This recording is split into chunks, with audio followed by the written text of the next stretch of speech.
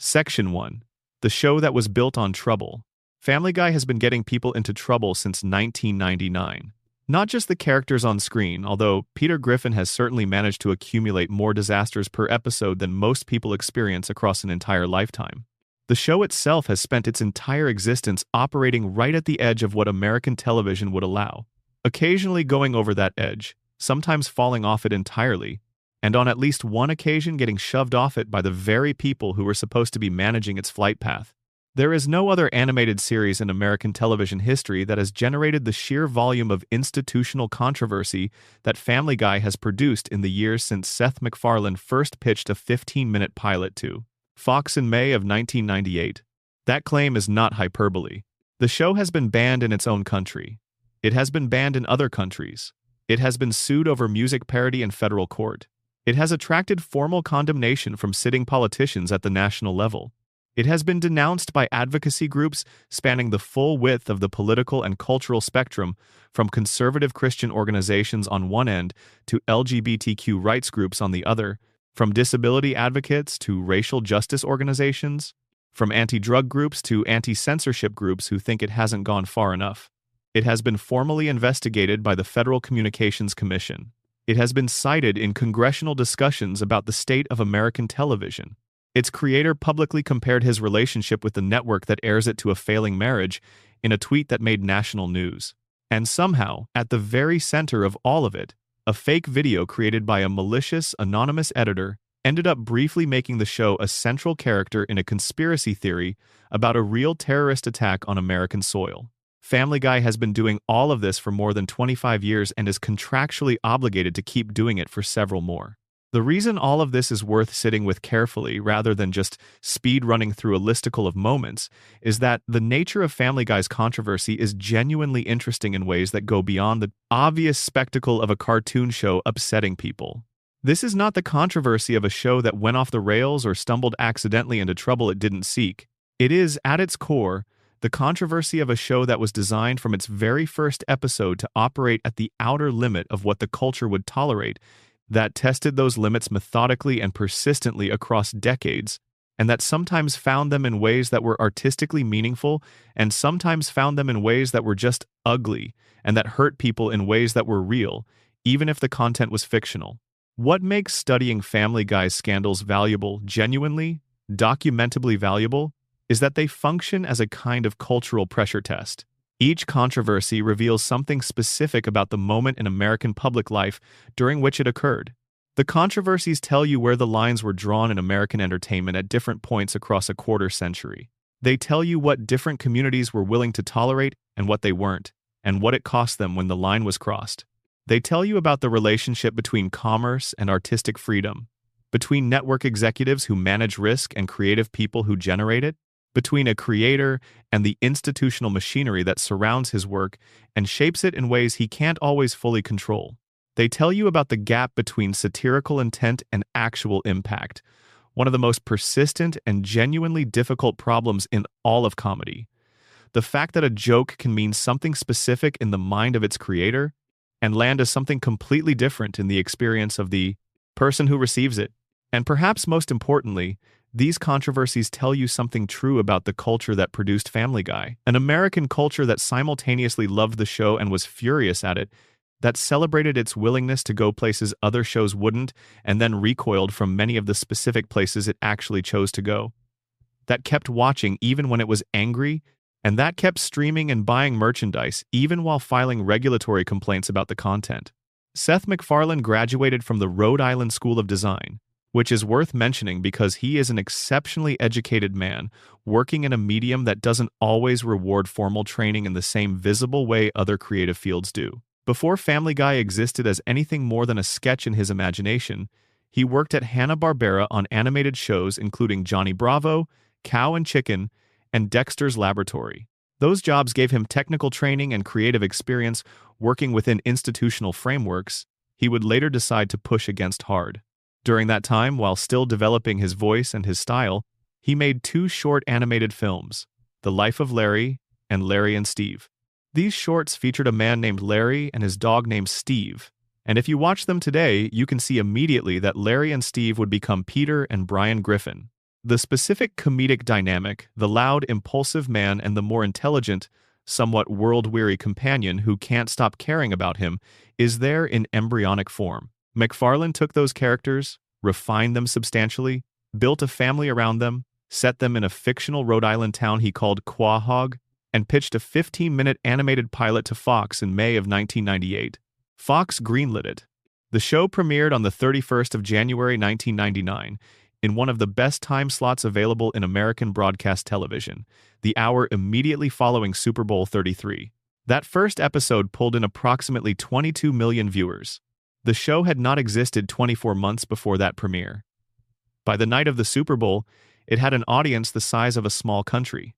Nobody watching that first episode on Super Bowl Sunday in 1999 could have predicted what the show they'd just encountered was going to do to American television across the following quarter century. Some of them would become devoted, lifelong fans who can quote episode dialogue from memory.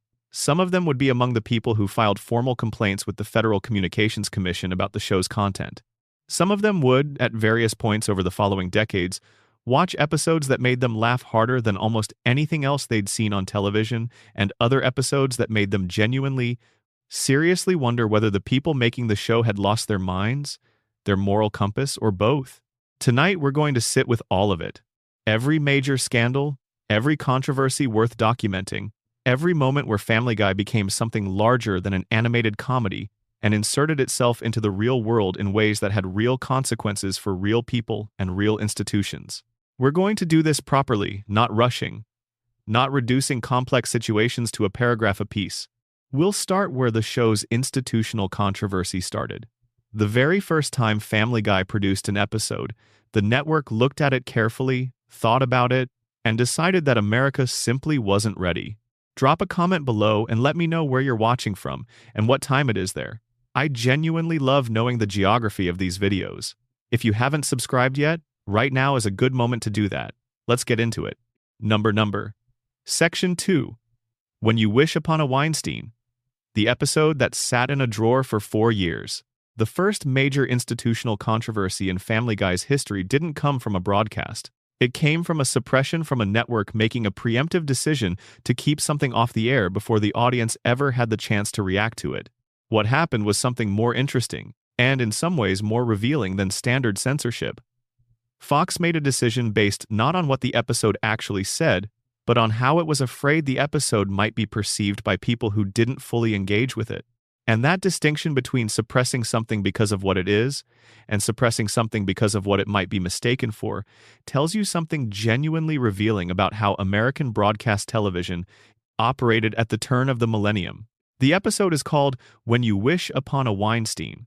It was written by Ricky Blitt, one of the original Family Guy writers, and it was produced for the show's second season with the intention of airing in December of 2000, possibly timed to coincide with Hanukkah, though this was never officially confirmed by the production team. The story begins with Peter Griffin getting scammed by a con man selling volcano insurance. This is a completely useless product in the Griffin family's fictional Rhode Island hometown, which has no volcanoes, has never had volcanoes, and will never have volcanoes. Peter buys it enthusiastically. The family's savings disappear. This is pure early-era Family Guy in its comedic mechanics. Peter encounters something he doesn't understand, applies his catastrophically limited analytical framework to the situation, makes the objectively worst possible decision, and has to live with the consequences. The consequences come in the form of Lois finally reaching the end of her rope with Peter's financial incompetence. She has been managing this man's inability to make sound decisions about money for years. She is done. She is exhausted. She is furious in the specific, bone-deep way that only years of accumulated frustration can produce. And Peter, looking around at his own life for what might be the first time with something approaching genuine reflection, notices something. Several people in his orbit, a neighbor, an acquaintance from the brewery where he works, someone in his social circle, seem to have their financial situations in reasonable order. They have accountants. They have people helping them manage the complexities of money in a way that Peter simply does not have the intellectual equipment to manage on his own.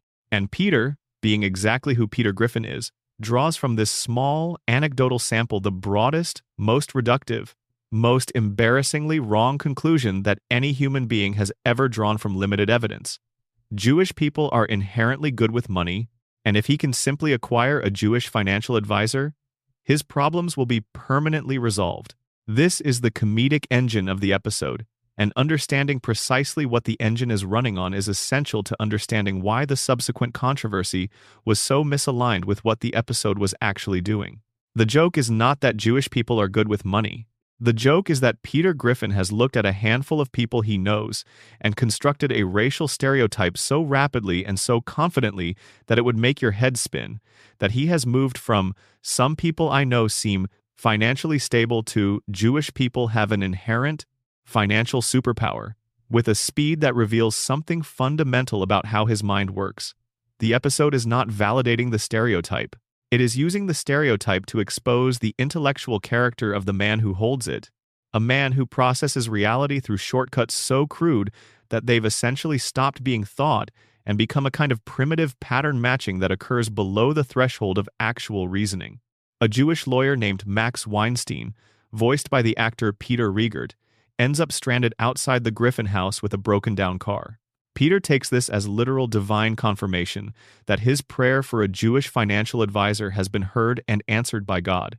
Max helps Peter understand his financial situation with clarity and patience. The family stabilizes. The crisis is resolved.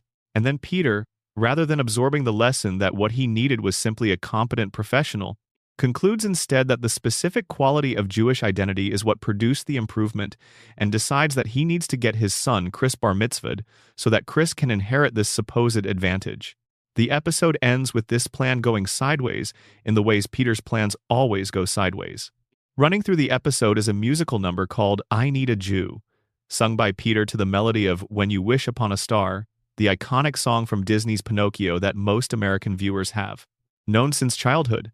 The lyrics were deliberately provocative in the way that early Family Guy regularly was, leaning into the specific comedic discomfort of having a character voice views that the audience was clearly meant to understand as the views of a fool. The number was not presenting Peter's perspective as correct. It was presenting it as exactly the kind of thing that Peter Griffin, specifically, would think and say and sing, and part of the humor was the genuine embarrassment of being inside his head for the duration of a musical number. Fox executives watched this episode and became extraordinarily nervous. Their concern was not that the episode was poorly constructed, not that its satirical intent was invisible to anyone paying careful attention. The concern was specifically and commercially oriented. What would happen if the episode was received by an audience member who wasn't paying careful attention? What if someone encountered a clip from the episode without its surrounding context? What if people came away from "I Need a Jew" with their existing stereotypes reinforced rather than challenged? In the summer of 2000, with Family Guy already on shaky footing because of Fox's chaotic scheduling decisions, the network had moved the show multiple times between nights and time slots. Never giving it a stable broadcast home, the network made a preemptive decision. The episode would not air. It would sit on a shelf. Ricky Blitt, who had written the episode, was genuinely and vocally furious. He felt the network had failed to understand the basic comedic mechanism the episode was employing. Seth MacFarlane shared this frustration in strong terms. The entire joke was Peter's stupidity. The satirical target was Peter's ignorance and the absurdity of his reasoning, not Jewish people, who were portrayed throughout the episode as entirely normal, reasonable individuals dealing with one extremely unreasonable man. The network's decision felt like a failure to trust the audience's intelligence, a failure to believe that viewers could engage with satire rather than simply absorbing its surface content at face value. None of that mattered. The episode stayed off the air. The second season ended without it. The third season of Family Guy came and went. The show was canceled in May of 2002 after Fox's scheduling instability had completely hollowed out its ratings. The show was dead. When You Wish Upon a Weinstein had never aired on Fox. Then something remarkable happened that nobody had planned for. Cartoon Network purchased the rights to air Family Guy reruns on their Adult Swim late-night programming block. The deal was made cheaply because Fox was simply glad to generate any revenue at all from a canceled property. Family Guy premiered on Adult Swim on the 20th of April 2003. Within weeks, it was the highest-rated show on the entire block. Viewership climbed dramatically. People who had watched the show during its original run came flooding back. People who had never encountered it discovered it through friends and through the specific recommendation culture that Adult Swim's late-night audience generated. And the DVD sales for the first two seasons, which had already exceeded 400,000 copies, kept climbing. A canceled cartoon was generating more cultural attention than most active shows. Adult Swim, recognizing what it had, decided to air When You Wish Upon a Weinstein. The episode premiered on the block on November 9, 2003, nearly 3 years after it was originally produced, and several months after Fox had already reversed its decision and ordered new Family Guy episodes based on the Adult Swim numbers. The reaction to the episode, once audiences actually sat down and watched it, was essentially, "Is that what all the fuss was about?" People who had been told for years that this episode was too dangerous to broadcast, too potentially anti-Semitic to air, watched it and found a Family Guy episode that used Jewish stereotypes exactly the way the show used other stereotypes, as the object of comedy about characters who hold them, not as the content of comedy that validates them. The controversy had been disproportionate to the content from the beginning. Seth MacFarlane recorded a special introduction for the Adult Swim premiere, carefully setting the context and framing. He described the episode as being specifically about Peter Griffin's misconceptions of the Jewish community, and he was clear that the show was satirizing ignorance rather than expressing it. Fox subsequently aired the episode on their own network in December of 2004, with a content warning at the opening, more than 4 full years after it had been produced. That should have been the end of the story. But it wasn't quite the end, because the episode's second act was a lawsuit.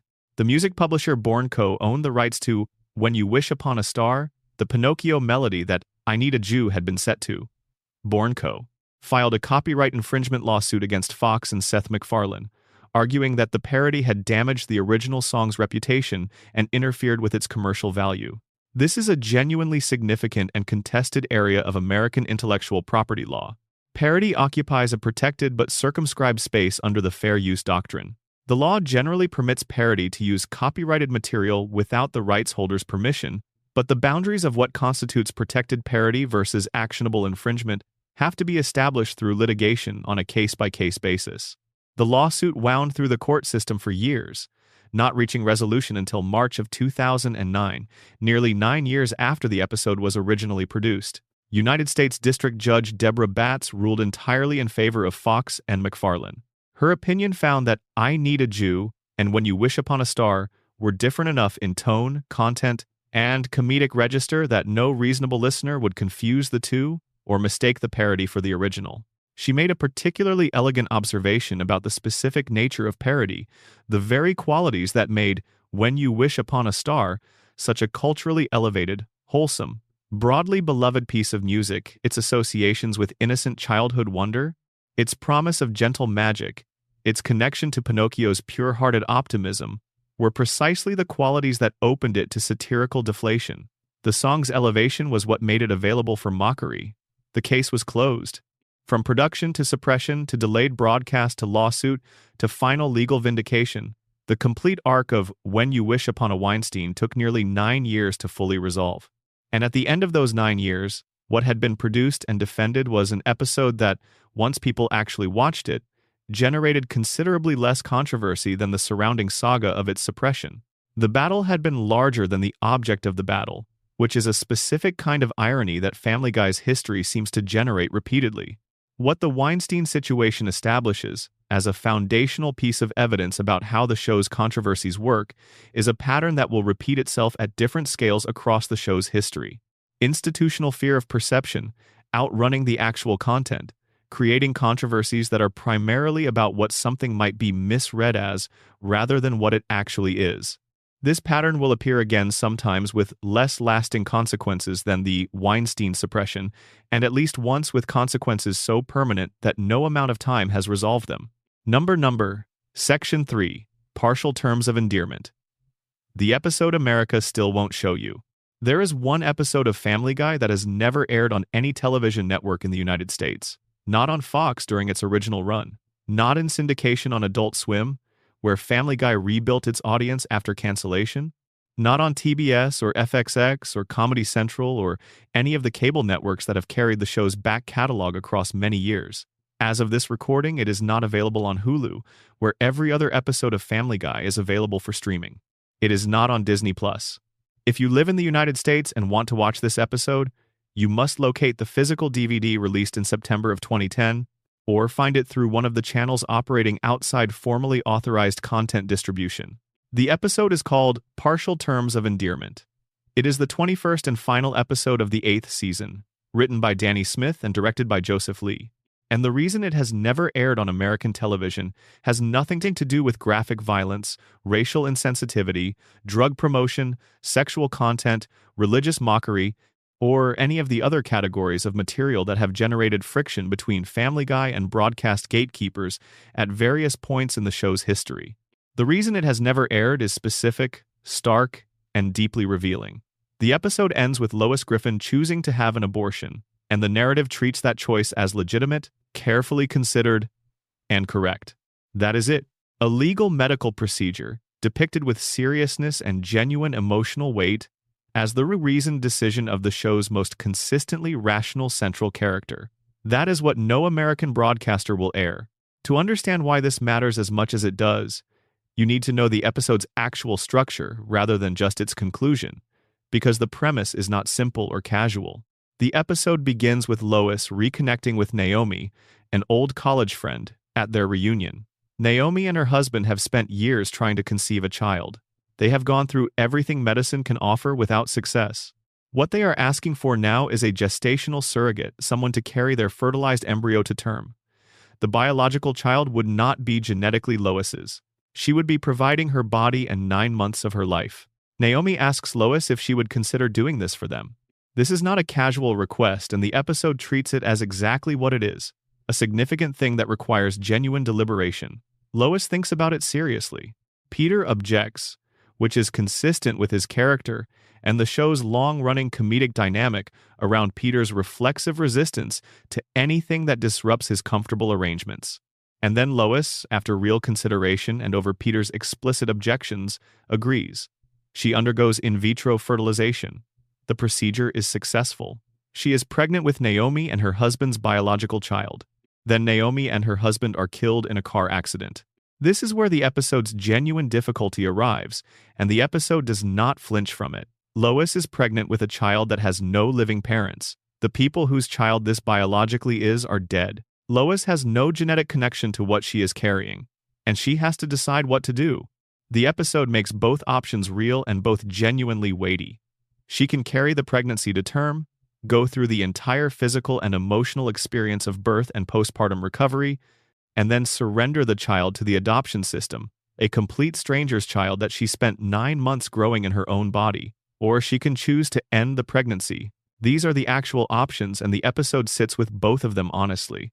Peter, being Peter, becomes intensely and loudly anti-abortion during this period, not through any genuine moral reasoning, which he is not capable of, but because he encounters street activists whose arguments are emotional, repetitive, and structured around generating outrage rather than engaging with complexity. Peter has no intellectual defenses against this kind of targeted emotional manipulation.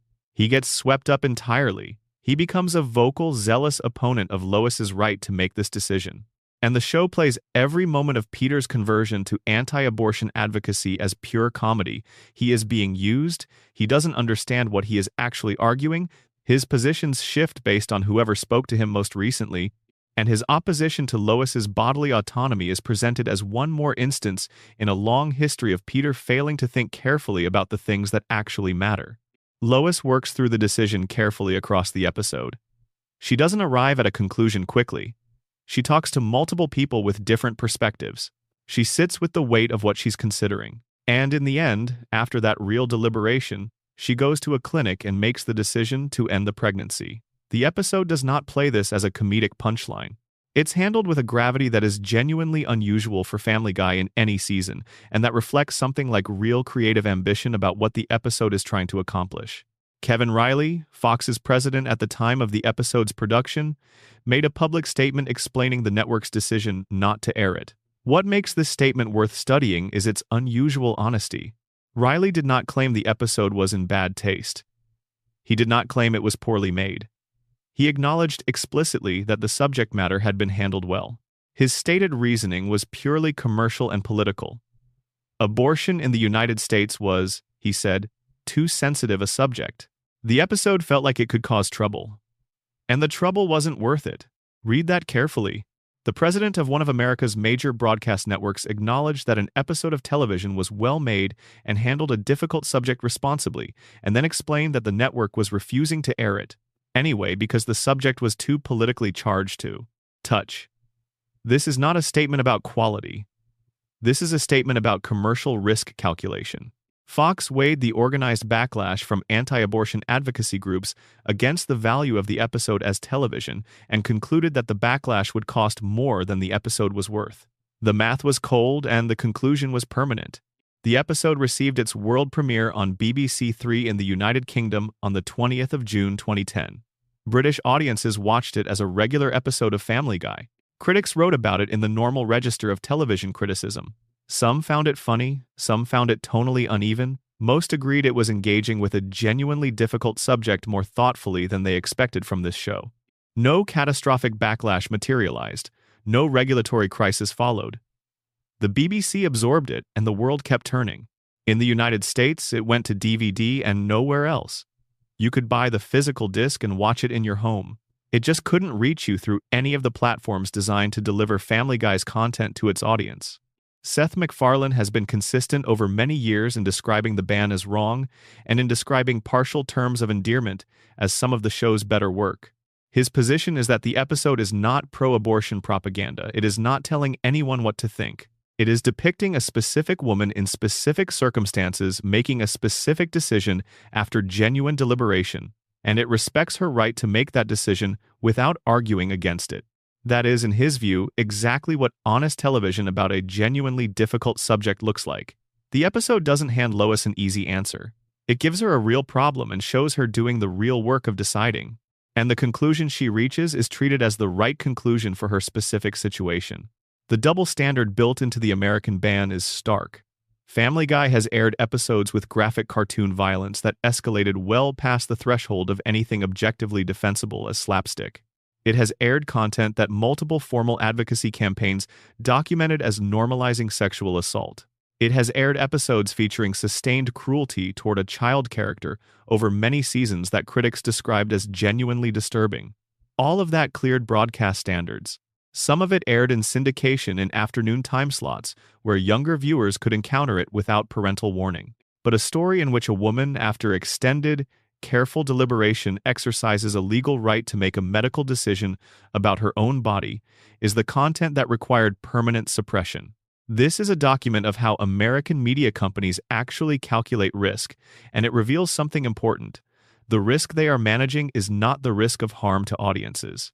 If it were, the calculation would look very different. The risk they are managing is the risk of organized political pressure from well-resourced advocacy communities who have demonstrated consistent willingness and ability to make commercial life painful for broadcasters who air content. They oppose.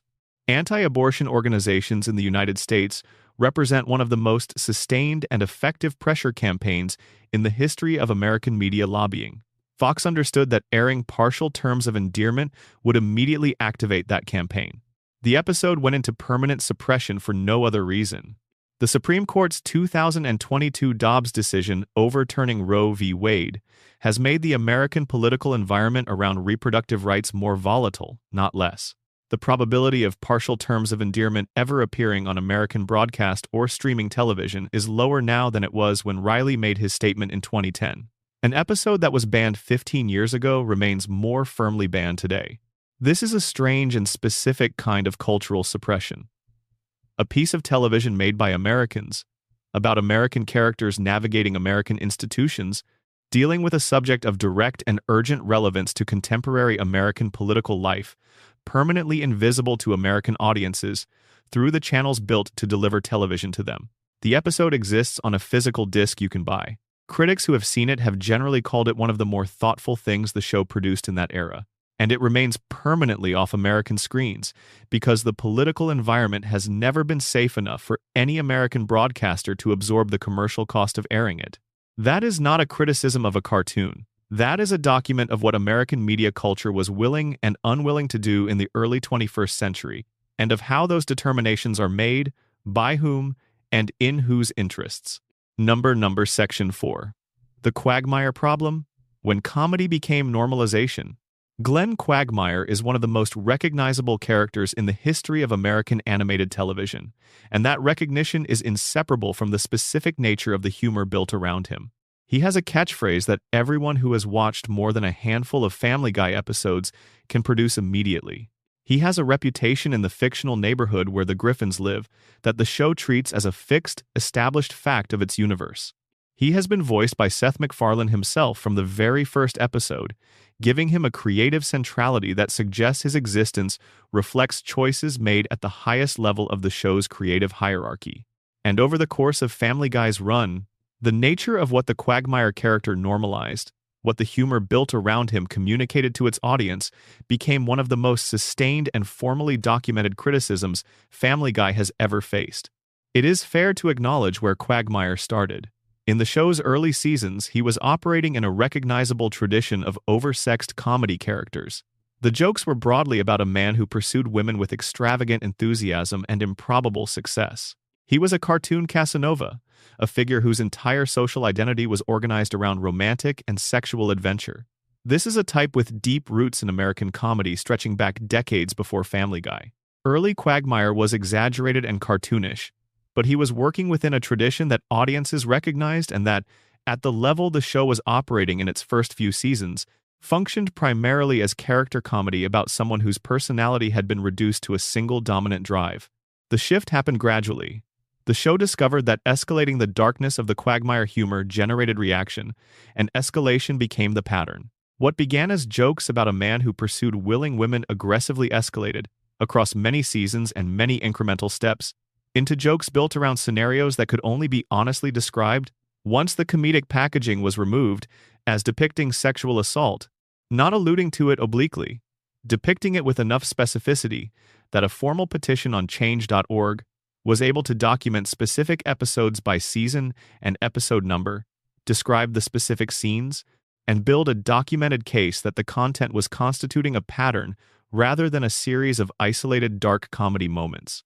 The specific instances in that documentation are not interpretive or ambiguous.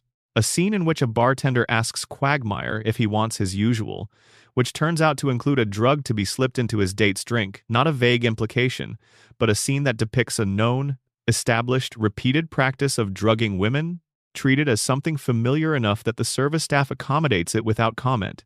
A scene in which Quagmire is shown to be immune to mace when a woman deploys it in self-defense, the comedic premise being that he has been maced so many times by so many women that his body has developed a tolerance to it, implying a history of predatory pursuit so extensive and consequence-free that it has become a kind of physical fact about the character. An episode in which, after Lois wins a boxing match and is unconscious, Quagmire briefly drags her body off-screen with the camera cut, leaving only one readable interpretation of what he is doing. Seth MacFarlane's consistent defense across many years and many interviews has been that the Quagmire humor functions as satire. His argument is that the audience watching these scenes is meant to understand them as portraits of something genuinely monstrous, that the comedy comes from recognizing the behavior as predatory and ridiculous simultaneously, from the gap between Quagmire's self-presentation as a lovable rogue and what his actual conduct means in any honest evaluation. MacFarlane is, in this reading, laughing at Quagmire, not with him. The character is the satirical target. This is a coherent argument in theory, and it's worth taking seriously as a claim about creative intent. The problem is in the execution, and specifically in the show's systematic failure to maintain the satirical frame this argument requires. Effective satire of predatory behavior needs to consistently signal to the audience which side of the behavior the show is on. It needs to frame the depicted behavior as wrong, as the object of critique, as something the narrative does not endorse. Family Guy does not consistently do this with Quagmire. He sits with Peter, Joe, and Cleveland at the Drunken Clam as a member in full standing of the core ensemble. He appears in episodes that develop his emotional complexity, his capacity for loyalty and genuine friendship, his internal life.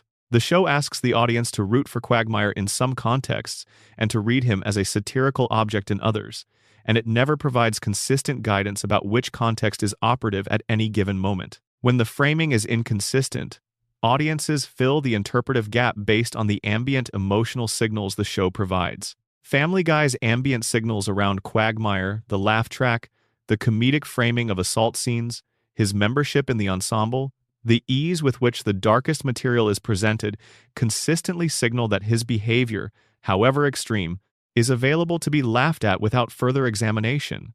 That is normalization, regardless of what the creators intended. The glad responses to Family Guy, which intensified significantly around the specific episode we'll discuss in a later section, were partly responding to this broader pattern. The organization's documented position was that Family Guy was producing content that made sexual assault feel ambient, that placed predatory behavior in a comedic context so consistently that it began to seem like background furniture of the show's world rather than something that required any moral examination. The Me Too moment that gained enormous cultural force beginning in October 2017 changed the landscape of this conversation in ways that the show could not simply continue to ignore. The wave of reporting about Harvey Weinstein and the subsequent flood of disclosures from women across many industries about the pervasiveness of sexual harassment and assault created a cultural context in which jokes about drugging dates and dragging unconscious women off screen could not be received as dark comedy by a significant portion of the audience without generating real and serious backlash. The cultural consensus had moved. What the show had been doing in the ambient background of its comedy for many seasons looked, in this new context, like something that required either honest defense or genuine acknowledgement. At San Diego Comic-Con in July of 2018, Family Guy showrunner Rich Apple announced that the show was developing an episode specifically addressing Quagmire's history in the context of Me Too. He confirmed MacFarlane's personal involvement. The show would be, he said, pretty fair about the whole history of the character. This announcement was received with significant skepticism. The character, whose entire comedic identity was organized around predatory behavior, was going to get a reckoning episode? A single episode of reflection after 15-plus seasons of the documented content? The proportionality was obviously inadequate to the scale of what was being addressed. What actually happened in subsequent seasons was incremental rather than substantial. The most egregious individual instances of assault humor appeared less frequently. Quagmire was given more storylines developing him as a person beyond his sexual persona, and the ambient level of the most disturbing content decreased. These are real changes. They represent something. But the back catalog remained in syndication, uncontextualized, continuing to reach new viewers who encountered it without any framing that acknowledged the concerns formally raised about it for years. The Quagmire problem remains, permanently, a part of Family Guy's history. No subsequent adjustment changes what the show produced across those years, or what it communicated to the portion of its audience that received the humor not as satire of predatory masculinity, but as ambient confirmation that predatory behavior was funny rather than serious. Number. Section 5. The Boston Marathon Fabrication. On the 15th of April, 2013, 2 improvised explosive devices were detonated near the finish line of the Boston Marathon. 3 people died. More than 260 were injured. The city of Boston entered an acute state of crisis that lasted days, culminating in a citywide shelter-in-place order and a manhunt that ended with 1 suspect killed in a firefight and the other captured hiding in a boat in a Watertown, Massachusetts backyard. It was one of the most traumatic acts of domestic terrorism in the United States in the years following September 11th, and it left a dunkonsiftet and on the national consciousness. Within hours of the bombing, Family Guy was at the center of a viral conspiracy theory. The most important thing to say first, before any other detail, this conspiracy theory was entirely fabricated. Family Guy did not predict the Boston Marathon bombing. The show had no advance knowledge of any attack. Nobody connected to Family Guy had any involvement in or foreknowledge of what happened in Boston on the 15th of April, 2013. What happened was a malicious act of deliberate digital fabrication. Someone created a false video designed to look like it came from the show and distributed it at the worst possible moment. The episode in question was Turban Cowboy, which had aired on the 17th of March 2013, almost a month before the bombing. That episode contained, among many other unrelated things, 2 completely separate scenes.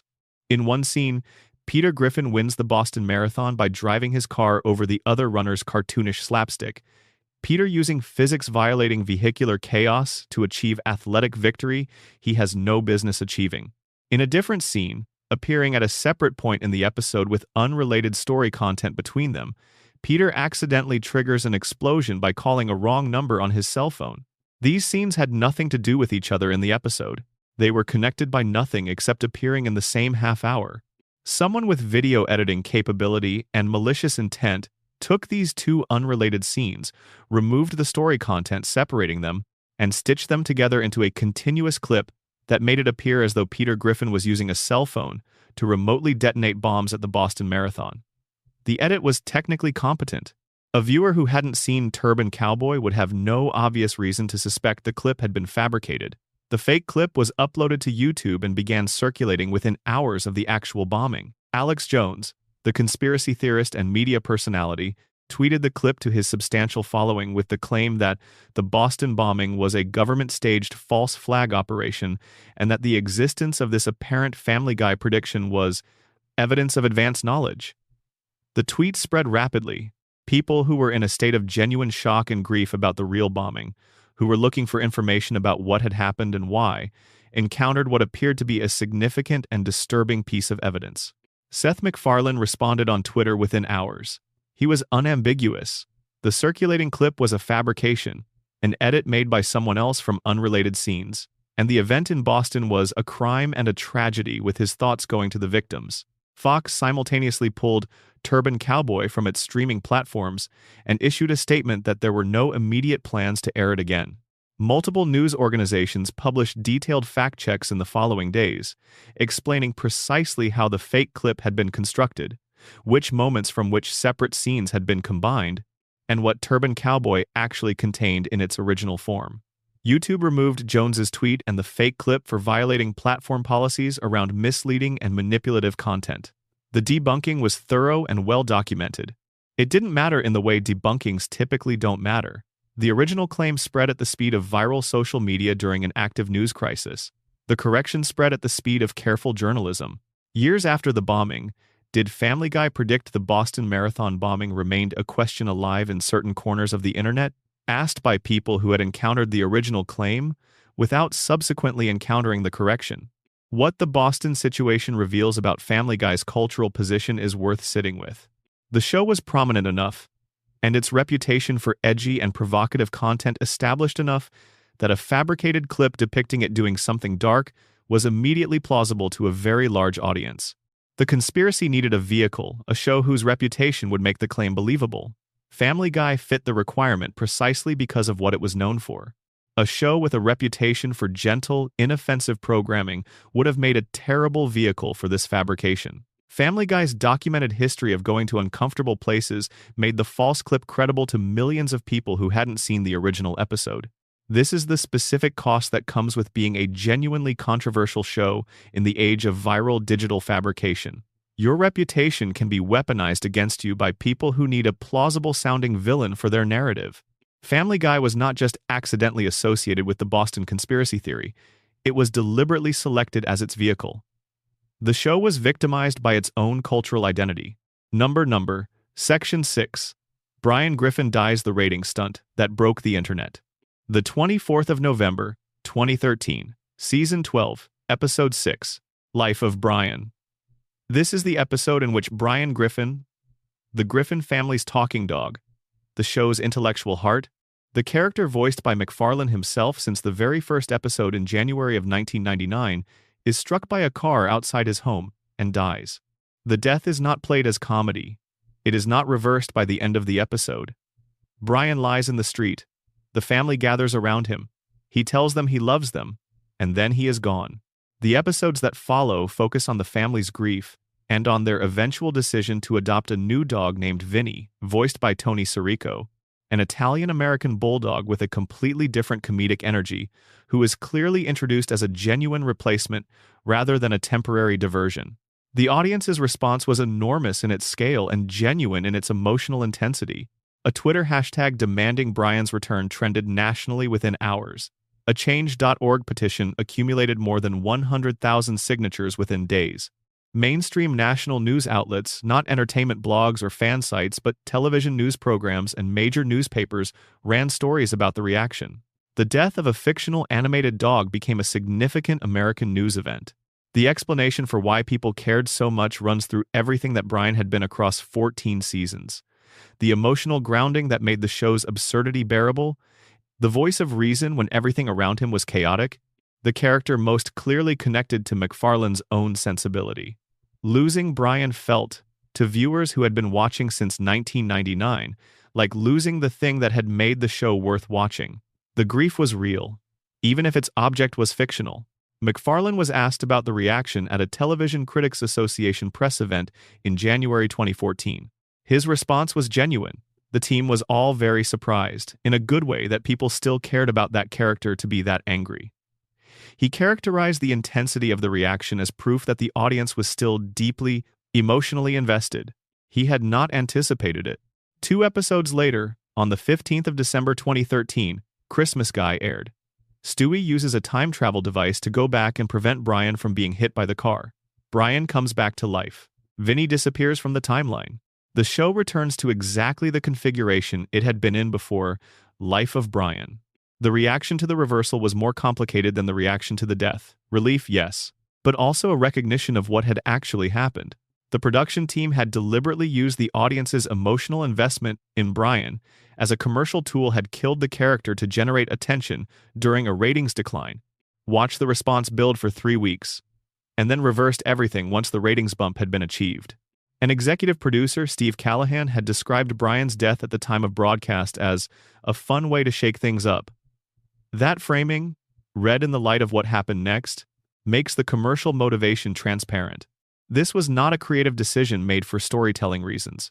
It was a programming event, a deliberate narrative manipulation designed to generate audience engagement and media coverage.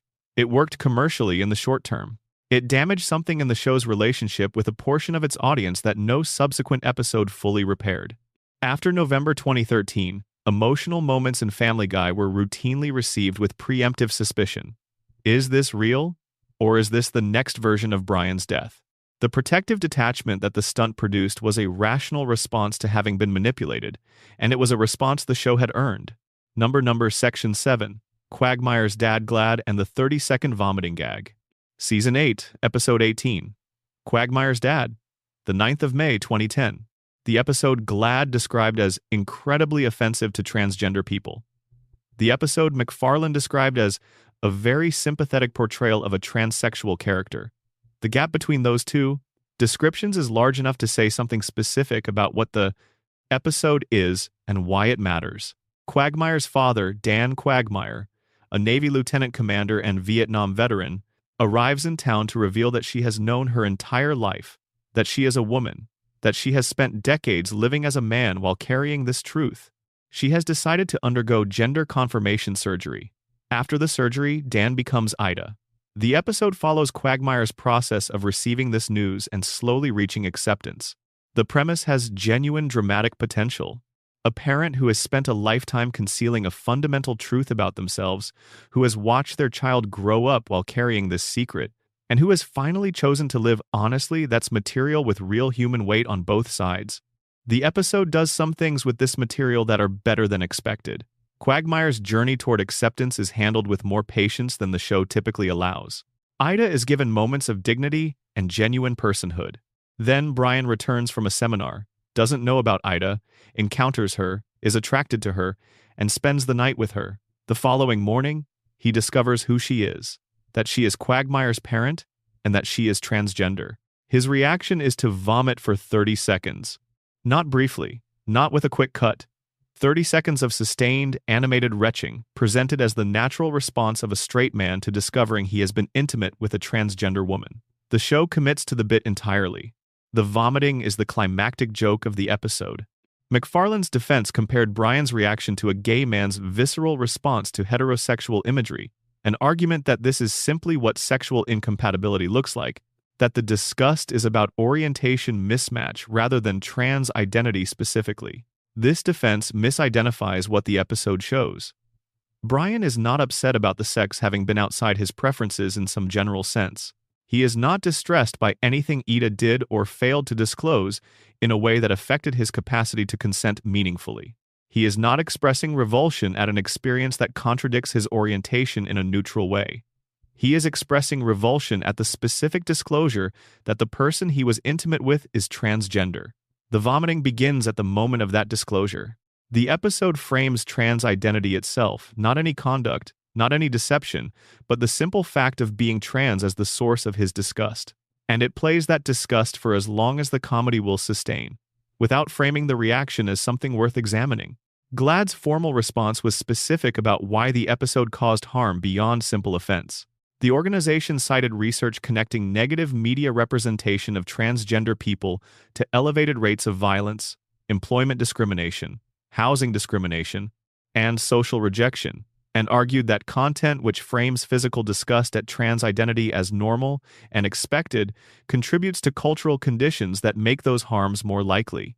MacFarlane maintained in a 2022 interview that he would not significantly change the episode and still considered it a sympathetic portrayal. That position sits uncomfortably beside the documented experience of the LGBTQ community in the 12 years between the episode and the interview.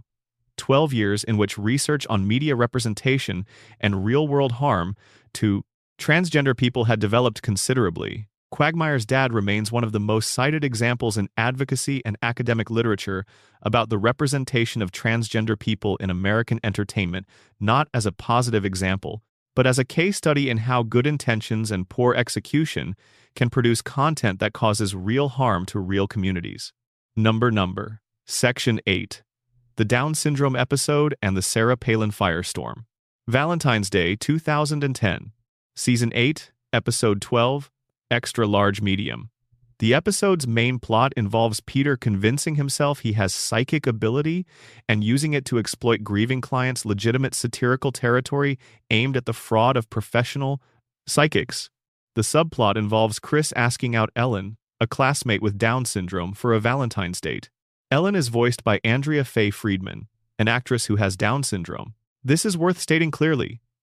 The show cast an actual person with Down syndrome to give voice to a character with Down syndrome, which represents a meaningful, creative, and ethical commitment that should be acknowledged before anything else. The portrayal of Ellen does something more sophisticated than most disability representation in entertainment. It gives her negative traits. She is bossy, demanding, sometimes unkind to Chris.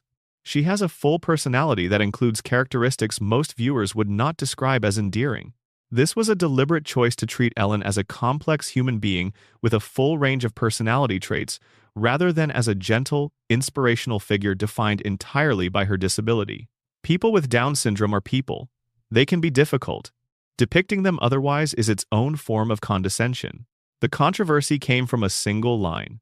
When Chris asks Ellen about her family, she says, "My dad's an accountant, and my mom is the former governor of Alaska." Sarah Palin, former governor of Alaska, 2008 vice presidential nominee, has a son named Trig, who was born with Down syndrome in 2008. The reference was unmistakable. Palin went on Fox News within days.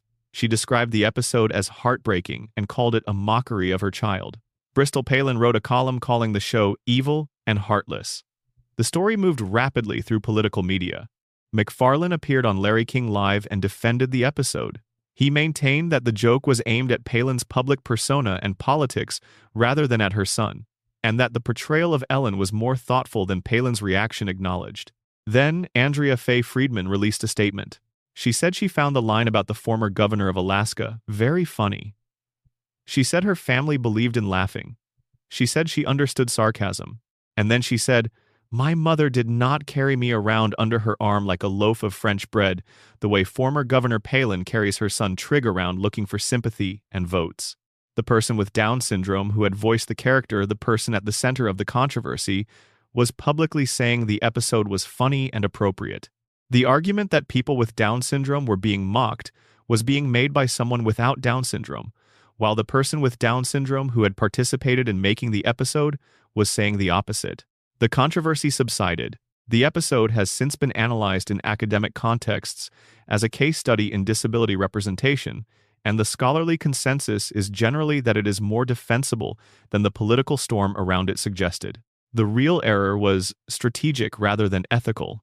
Using Down syndrome as the specific vehicle for the Palin satire created an association that made it easy for Palin to argue she was being attacked through her son, even though that reading required ignoring much of what the episode was actually doing with the character of Ellen. Section 9. The Oscars Night 2 Controversies in One Broadcast. The 24th of February, 2013. Seth MacFarlane was hosting the 85th Academy Awards, which is the single most watched night in American film culture.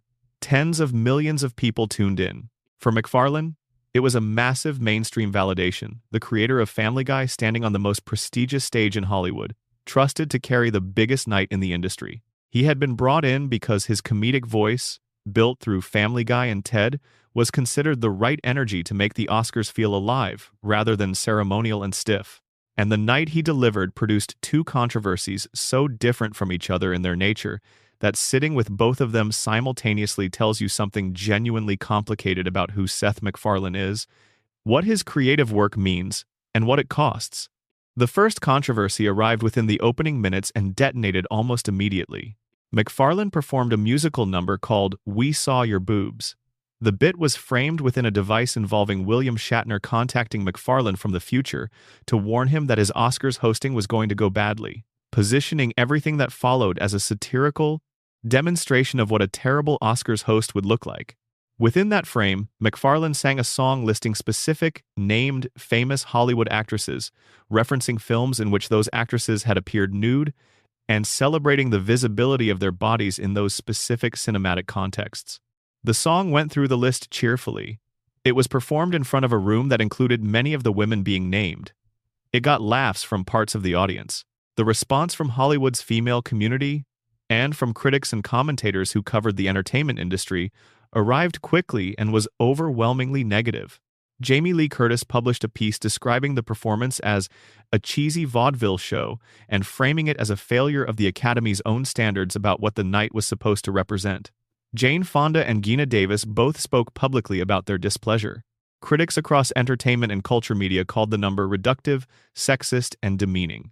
The New Yorker's Amy Davidson wrote that the evening reflected a specific hostility to women in the workplace, and pointed out that "We Saw Your Boobs" positioned a cohort of award-winning, highly accomplished actresses primarily in the context of their physical visibility to male viewers that, whatever else they had achieved, whatever performances they had given, whatever artistic decisions they had made about their work, they were being summoned to this stage primarily as bodies that had been seen. MacFarlane's defense was that the audience was supposed to understand the satirical frame that the number was meant to demonstrate bad hosting, not to actually be bad hosting, and that the criticism had missed the satirical context. This defense was rejected broadly, and the core of the rejection is worth understanding carefully.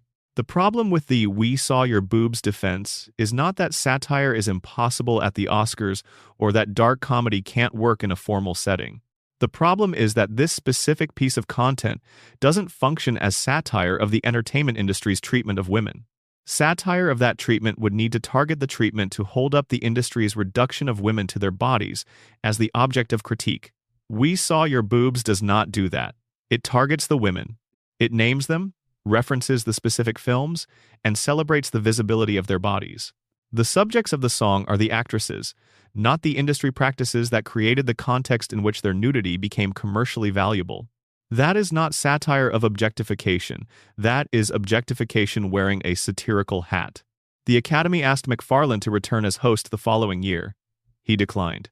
Ratings for the broadcast had reportedly gone up under his stewardship, which tells you something about the gap between what generates commercial success and what constitutes artistic or ethical accountability.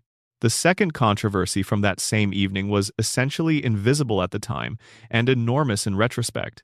While announcing the nominees for Best Supporting Actress alongside Emma Stone, MacFarlane said, "Congratulations, you five ladies no longer have to pretend to be attracted to Harvey Weinstein." In February of 2013, Harvey Weinstein was one of the most powerful and feared figures in the entire entertainment industry. He ran Miramax and then the Weinstein Company. His record of award success was extraordinary. His ability to shape careers, to make them, to end them, to define what got made and what didn't was enormous and well documented. MacFarlane's line was received by the room as a general observation about powerful men in entertainment demanding that women perform attraction to them in exchange for professional opportunity. It got a knowing laugh, the kind of laugh that comes from everyone in the room recognizing a dynamic without anyone having to state it explicitly. And then it was forgotten, because there was an entire ceremony still to get through. In October of 2017, everything changed. The New York Times and The New Yorker published investigations revealing that Harvey Weinstein had spent decades sexually harassing and assaulting women across the entertainment industry. The reporting was thorough, extensively sourced, and backed by on-the-record accounts from numerous women who described encounters with Weinstein that ranged from harassment to assault. The investigations broke open a dam.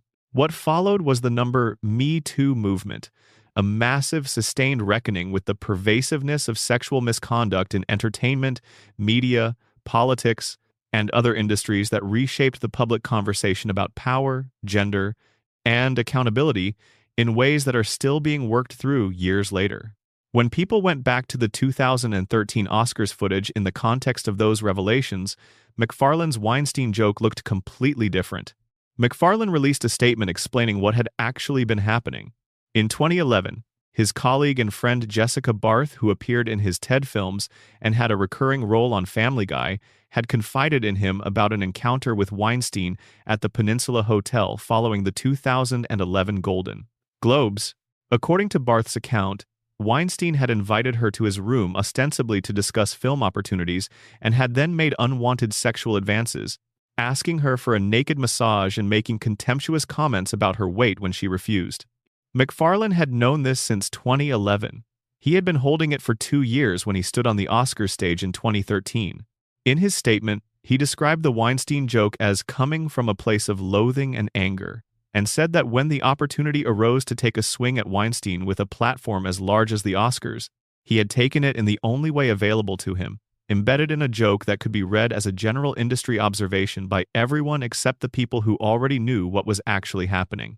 The response to this revelation was layered and genuinely conflicted. There were people who found real courage in what MacFarlane had done, who looked at the constraints he was operating under in 2013, when Weinstein's power was effectively absolute in his domain, and who saw someone using the only tool available to him to put something into the public record, even if most of the public missed it.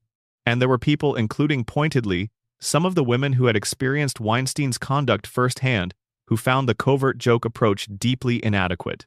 The women who were assaulted by Weinstein in the years between 2013 and 2017 were not helped by a line that the majority of the audience heard as generic industry humor. The warning, to the extent it was a warning, reached no one who needed to receive it. What makes the 2013 Oscars night such a rich and genuinely uncomfortable piece of MacFarlane's biography is what happens when you hold both controversies from that evening simultaneously. In the same broadcast within hours of each other, MacFarlane delivered a covert shot at a specific sexual predator motivated by real, personal anger about what that predator had done to his friend, and performed a musical number that reduced accomplished women to their physical visibility for the entertainment of a room that included many of those women. Both of these things happened. Both are true. Holding them simultaneously requires holding the complexity of a person who carries genuine moral convictions about the treatment of women alongside creative choices that do not consistently express those convictions. The irony is not simple hypocrisy. It is something more genuinely complicated, the portrait of a person whose values and whose creative habits are not always speaking to each other. Section 10. Cleveland Brown, Race and the Casting Change That Took 21 Years. The 26th of June, 2020. Mike Henry, who had voiced the character of Cleveland Brown on Family Guy since the show's very first episode in 1999, announced on Twitter that he was stepping down from the role. "It's been an honor to play Cleveland on Family Guy for 20 years. I love this character, but persons of color should play characters of color. Therefore, I will be stepping down from the role. Mike Henry is white. Cleveland Brown is black." This had been the arrangement since January of 1999, and it had continued without any serious institutional examination across more than 2 decades. The original run of the show, the cancellation, the Adult Swim revival, the Fox revival, 4 full seasons of The Cleveland Show, a primetime animated spin-off centered entirely on the character Henry had created, and back into continued Family Guy seasons with no one at any level of the institution apparently asking whether this arrangement deserved reconsideration. Henry's announcement came during a specific and significant cultural moment. On the 25th of May 2020, George Floyd was murdered by a Minneapolis police officer. The weeks that followed brought the largest sustained wave of racial justice protests in the United States since the civil rights era. The national conversation about race in America was at a level of intensity it had not reached in decades, and within that conversation, questions about the representation of Black people in entertainment, who was playing them, who was writing them, who was profiting from their existence, moved rapidly from the margins to the center of public discourse. Henry's announcement was part of a wave of similar decisions across the animation industry in those weeks. Jenny Slate announced she was stepping down from voicing a biracial character on Netflix's Big Mouth. Kristen Bell announced she was stepping down from voicing a biracial character on Apple's Central Park. Fox itself announced that The Simpsons would no longer use white actors to voice non-white characters. These decisions all came within a short window, and were clearly shaped by the same cultural pressure, a reckoning with a practice that the animation industry had treated as standard and unremarkable for its entire history. The practice being reckoned with was one that live-action television had never been able to sustain in the same way. In live action, casting a white actor to play a Black character is immediately visible, audiences can see it, the mismatch is apparent on screen, and the controversy it generates is immediate. In animation, where everything is voice performance and characters are drawings, the racial dynamics of casting are invisible to most viewers unless they specifically research the credit information. The vast majority of people who watched Family Guy across 20 years had no particular reason to know or think about who was voicing Cleveland Brown, because nothing about the viewing experience prompted that question. When Henry's announcement made the question impossible to ignore, it became visible that something significant had been happening for a very long time. A white man had been the primary voice of a Black animated character in a franchise generating enormous revenue across many platforms and markets for over 20 years, with no institutional examination of whether that was appropriate. Henry had created Cleveland in the sense that the voice, the character, the mannerisms, the comedic personality, all of it had originated with him. His contribution to the character was real, and had produced something that audiences clearly cared about. But the question his announcement raised was not whether his contribution had been real. The question was whether the ongoing practice of a white performer giving voice to a prominent Black character in a profitable entertainment franchise was something that should continue, and Henry's own answer was that it should not.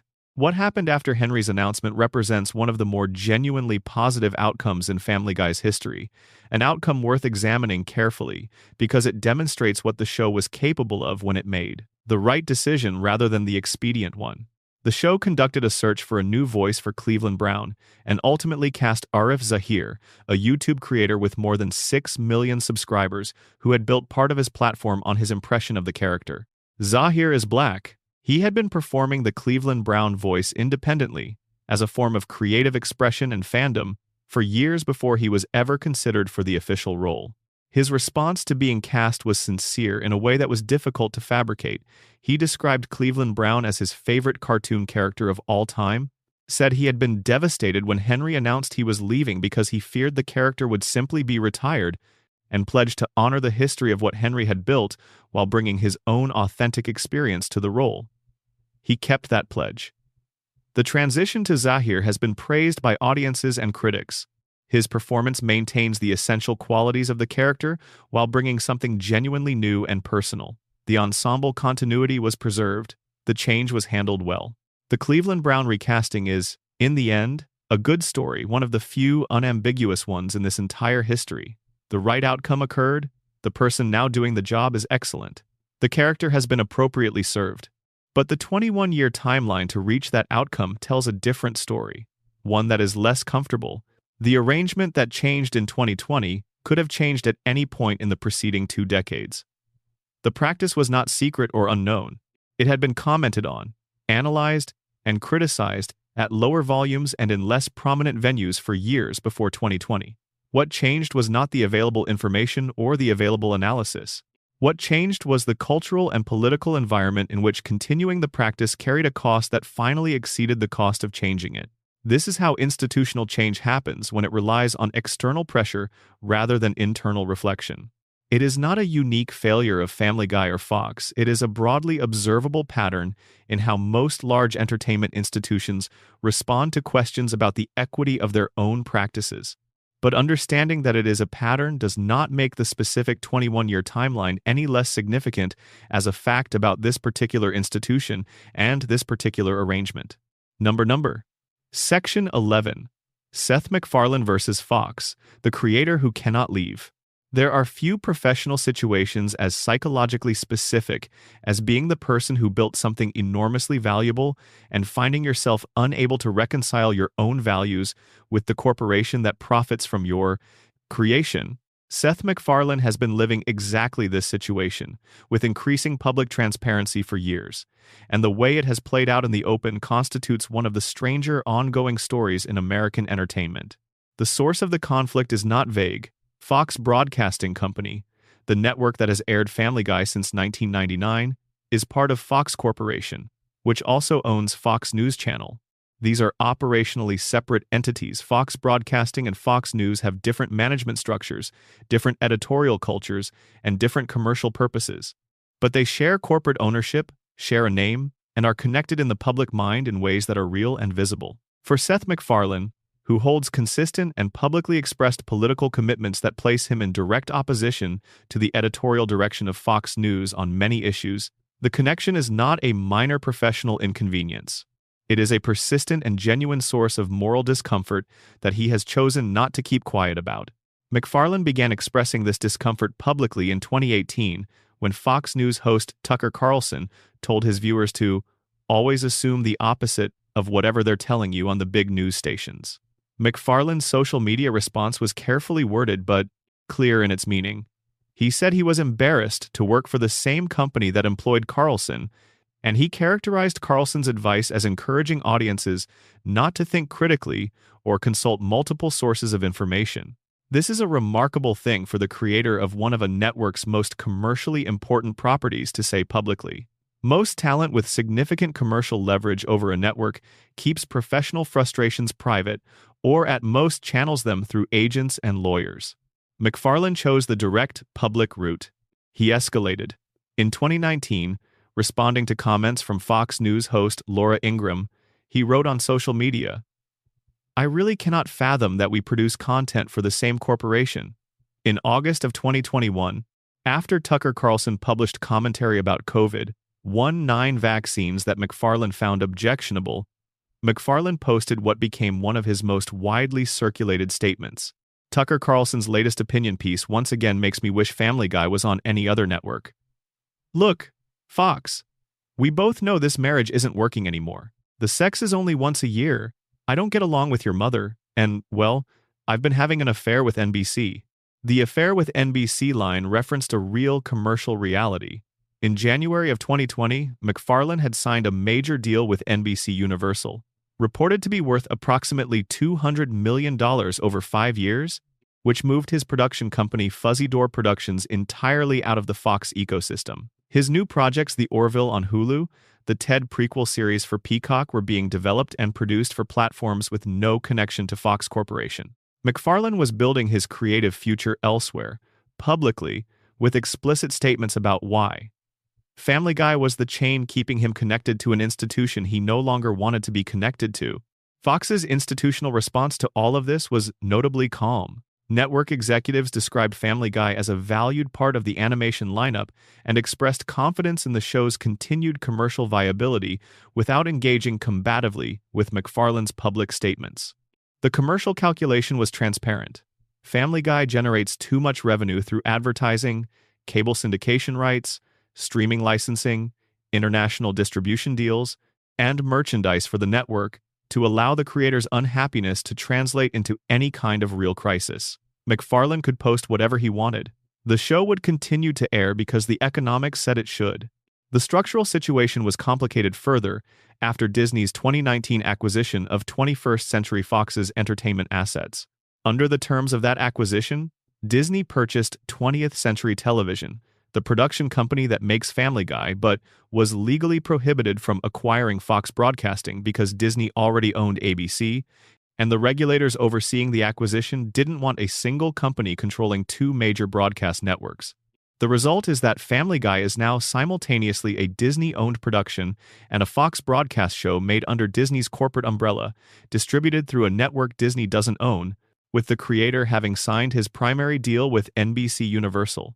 The arrangement is genuinely novel in the history of American entertainment, a product of media consolidation that created a corporate architecture nobody quite planned. MacFarlane's 2024 public comments about Family Guy's future were, in retrospect, among the most revealing things he has said about his current relationship to the show.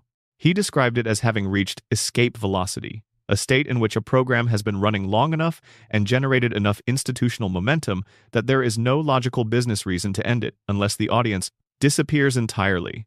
He noted that revenue from the show can be directed toward charitable causes he cares about, including environmental conservation organizations. These are not the comments of a creator who has a burning vision to express. They are the comments of a person who has made peace with a situation that is financially rational and personally uncomfortable, and who has found a framework, the charitable utility angle, that gives him a way to think about continued participation without experiencing it as pure institutional captivity. What was absent from those 2024 comments was any discussion of creative excitement. No stories he was eager to tell. No character directions he wanted to explore. No ideas that he had been holding on to, waiting for the right season to develop. Family Guy was being described as a revenue mechanism, not as an artistic project. That is a very different relationship to a creative work than the one MacFarlane had with it in 1998, when he was a young animator pitching a 15-minute pilot with evident enthusiasm for the world he'd built in his head. In April of 2025, Fox and Disney announced that Family Guy had been renewed for 4 additional seasons, in what was described as a significant commercial commitment, extending the show through at least the 2028 to 2029 television season, which would coincide with the show's 30th anniversary, 15 episodes per season. The show will keep going, not because the person who created it has a compelling creative reason for it to continue, but because the business case for continuation is unassailable. This is Family Guy in 2025, a product that exists because it makes financial sense, hosted by a creator who has publicly said he wishes it were on a different network, distributed by a corporation that doesn't share his values, produced by a company owned by a competitor of both. The MacFarlane-Fox dynamic is not merely personal drama, with no bearing on the quality of the show. It is the structural context in which the show's creative decisions are being made. A creative project guided by a person who is passionately engaged with it produces different results than a creative project maintained by someone who is contractually obligated to contribute while his genuine creative passion lives. Elsewhere, Family Guy's quality decline and the nature of its later season controversies are not fully explained by this dynamic. There are many contributing factors, but they cannot be fully understood without it. Section 12. The Maximum Offense Era, when the show lost the plot. From approximately Season 8 through Season 14, Family Guy operated in a creative mode that critics and long-term viewers have come to describe as the Maximum Offense Era. This is the period when the show's controversies stopped being individual incidents with individual contexts and became an ambient condition when the show appeared to have stopped asking what any given piece of content was, accomplishing beyond generating a reaction, and when the reaction itself became the apparent objective. The Meg Griffin situation is the most sustained, most documented, and most discussed expression of this era's failures, and understanding it requires understanding it not as a single decision, but as the cumulative product of many incremental choices across many seasons. The early seasons had established Meg as the ordinary member of an unusual family, the relatively normal teenager in a household full of people with much more extravagant personalities. The comedic function of this was clear. Her normality was the contrast that made everyone else's eccentricity visible and funny. The jokes about Meg in those first 3 seasons were mild. She was unpopular at school. She was easy to overlook in a family full of larger presences. Her father didn't pay her as much attention as she deserved. These were relatable, recognizable dynamics, exaggerated slightly for comedy but grounded in something real. A lot of people have felt like the least interesting person in the room. A lot of people have grown up in families where they didn't quite fit. That connection was part of the early Meg's charm. The shift began around the 4th and 5th seasons, when the writers discovered that making jokes about Meg being ordinary wasn't generating the same response as other content. and they pushed harder. The jokes shifted from Meg being uninteresting to Meg being physically unattractive. The shift from boring to ugly was significant, because it moved the comedic target from something Meg could theoretically change her personality, her interests, her social confidence to something she had no control over: what she looked like. Making fun of a character for being boring is one kind of comedy. Making fun of a character for the body she inhabits is a fundamentally different and crueler kind, and the show accelerated into it without appearing to notice the difference. From there, the escalation was consistent. By seasons 8 through 13, the Meg abuse had become one of the show's primary comedic modes. Peter was physically farting in Meg's face as a form of entertainment, a bit that repeated across multiple episodes. He was making explicit comments about wishing she didn't exist. The entire family, including Lois, who in the early seasons had been Meg's most reliable advocate, was united in open contempt for her. Episodes established through flashbacks that Peter and Lois had attempted to abandon Meg at a fire station when she was a baby, presented as a comedic reveal rather than a disturbing fact. The entire population of the fictional town appeared to have agreed, without discussion, that Meg deserved to be mistreated. Random strangers insulted her. Teachers dismissed her. The world of the show had built a consensus around her worthlessness. The episode that crystallized the critical response to this era was Seahorse Seashell Party in Season 10. A hurricane traps the Griffin family indoors. Extended proximity strips away the usual buffer of their daily routines, and Meg finally reaches the point where she can no longer absorb what the family does to her. She confronts each of them in turn, and speaks about what their behavior has actually cost her, with specificity, with genuine emotion, with the particularity of someone who has been counting the wounds for years and finally has the circumstances to name them. The scene is one of the most emotionally honest things the show produced in its later seasons. For viewers who had been watching the Meg abuse build across many episodes, it felt like the reckoning the character had deserved for a long time. It felt like the show finally seeing what it had been doing. Then the episode explains why Meg has to go back to being the target. Without Meg to absorb the family's collective hostility, dysfunction, and frustration, the family members turn on each other. The family system requires a pressure release valve, and Meg is the pressure release valve. The episode ends with Meg voluntarily accepting this role, choosing to return to being the punching bag, because her suffering is the thing that allows the rest of the family to function. The critical response was immediate and sustained. The episode was not being criticized for being poorly made, it was a technically coherent piece of television. It was being criticized for what it chose to say.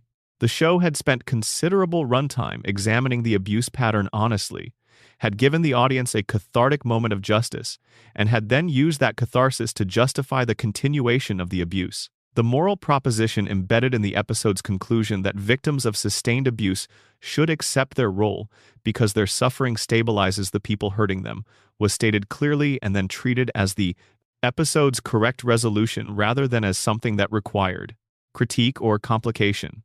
Writers and critics across entertainment media called it one of the most troubling things the show had ever done, precisely because it knew what it was saying and chose to say it anyway. The Maximum Offense era also produced the Conway Twitty gag, one of the most cited examples of late-stage Family Guy creative exhaustion. Multiple times across multiple seasons, instead of delivering an actual joke, the show simply played an extended, unedited performance of the country singer Conway Twitty performing one of his songs. Not a brief clip, not a quick reference that got cut away from. A sustained country music performance, sometimes running for more than a minute, with no comedic development and no punchline. The first time this happened, it generated a kind of confused novelty. The unexpectedness of receiving a country music performance when you expected a joke was, briefly, a form of subversion.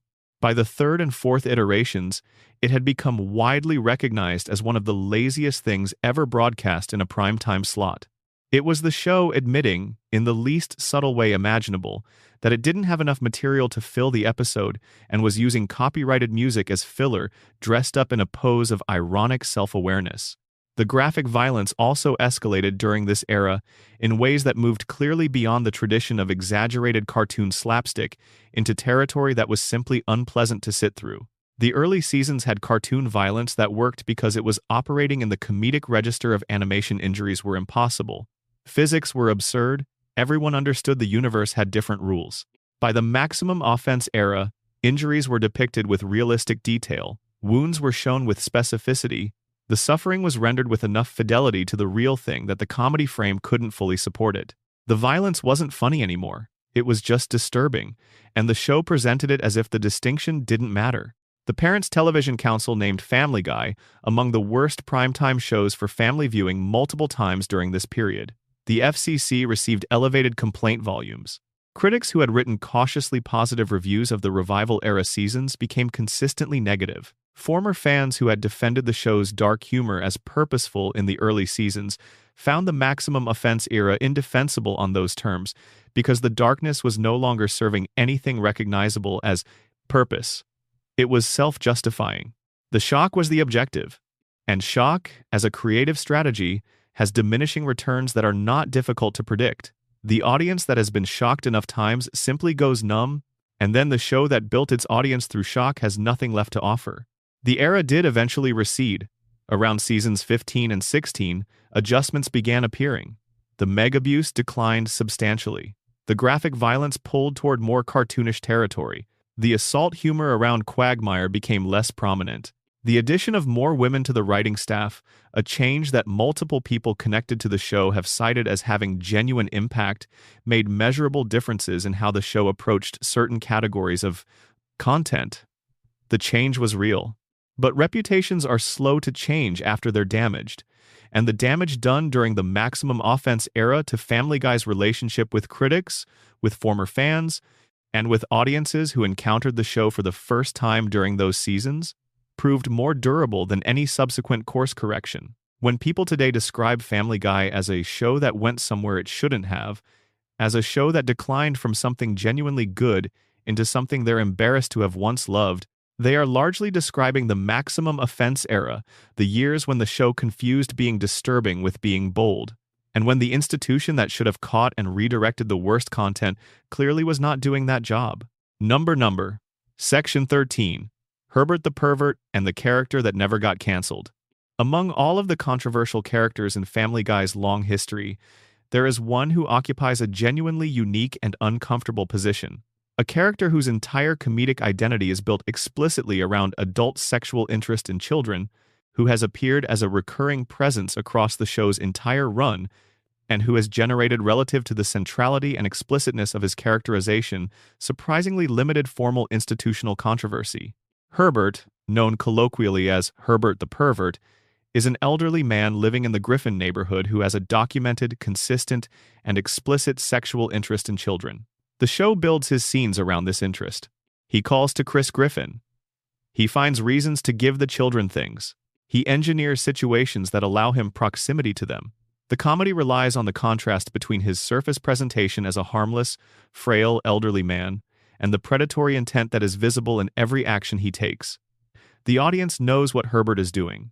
The characters around him, with occasional exceptions, appear not to know or treat his behavior as simply a fixture of the neighborhood's social landscape.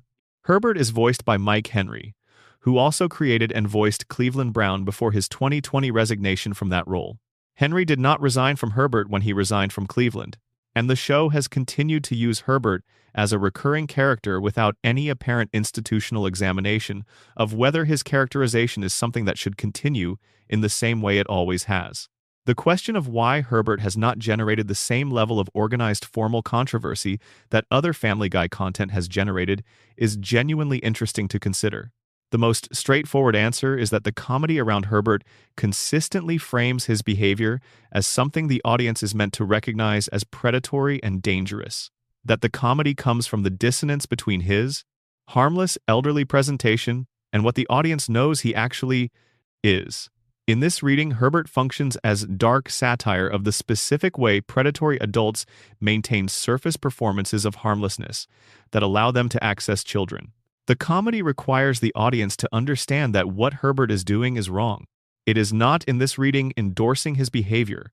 The less comfortable analysis is that animated content about adult sexual interest in children occupies a specific and inconsistently governed space in American entertainment, where the rules about what is and isn't acceptable are applied with significant variance depending on context, medium, and the specifics of how the content is framed.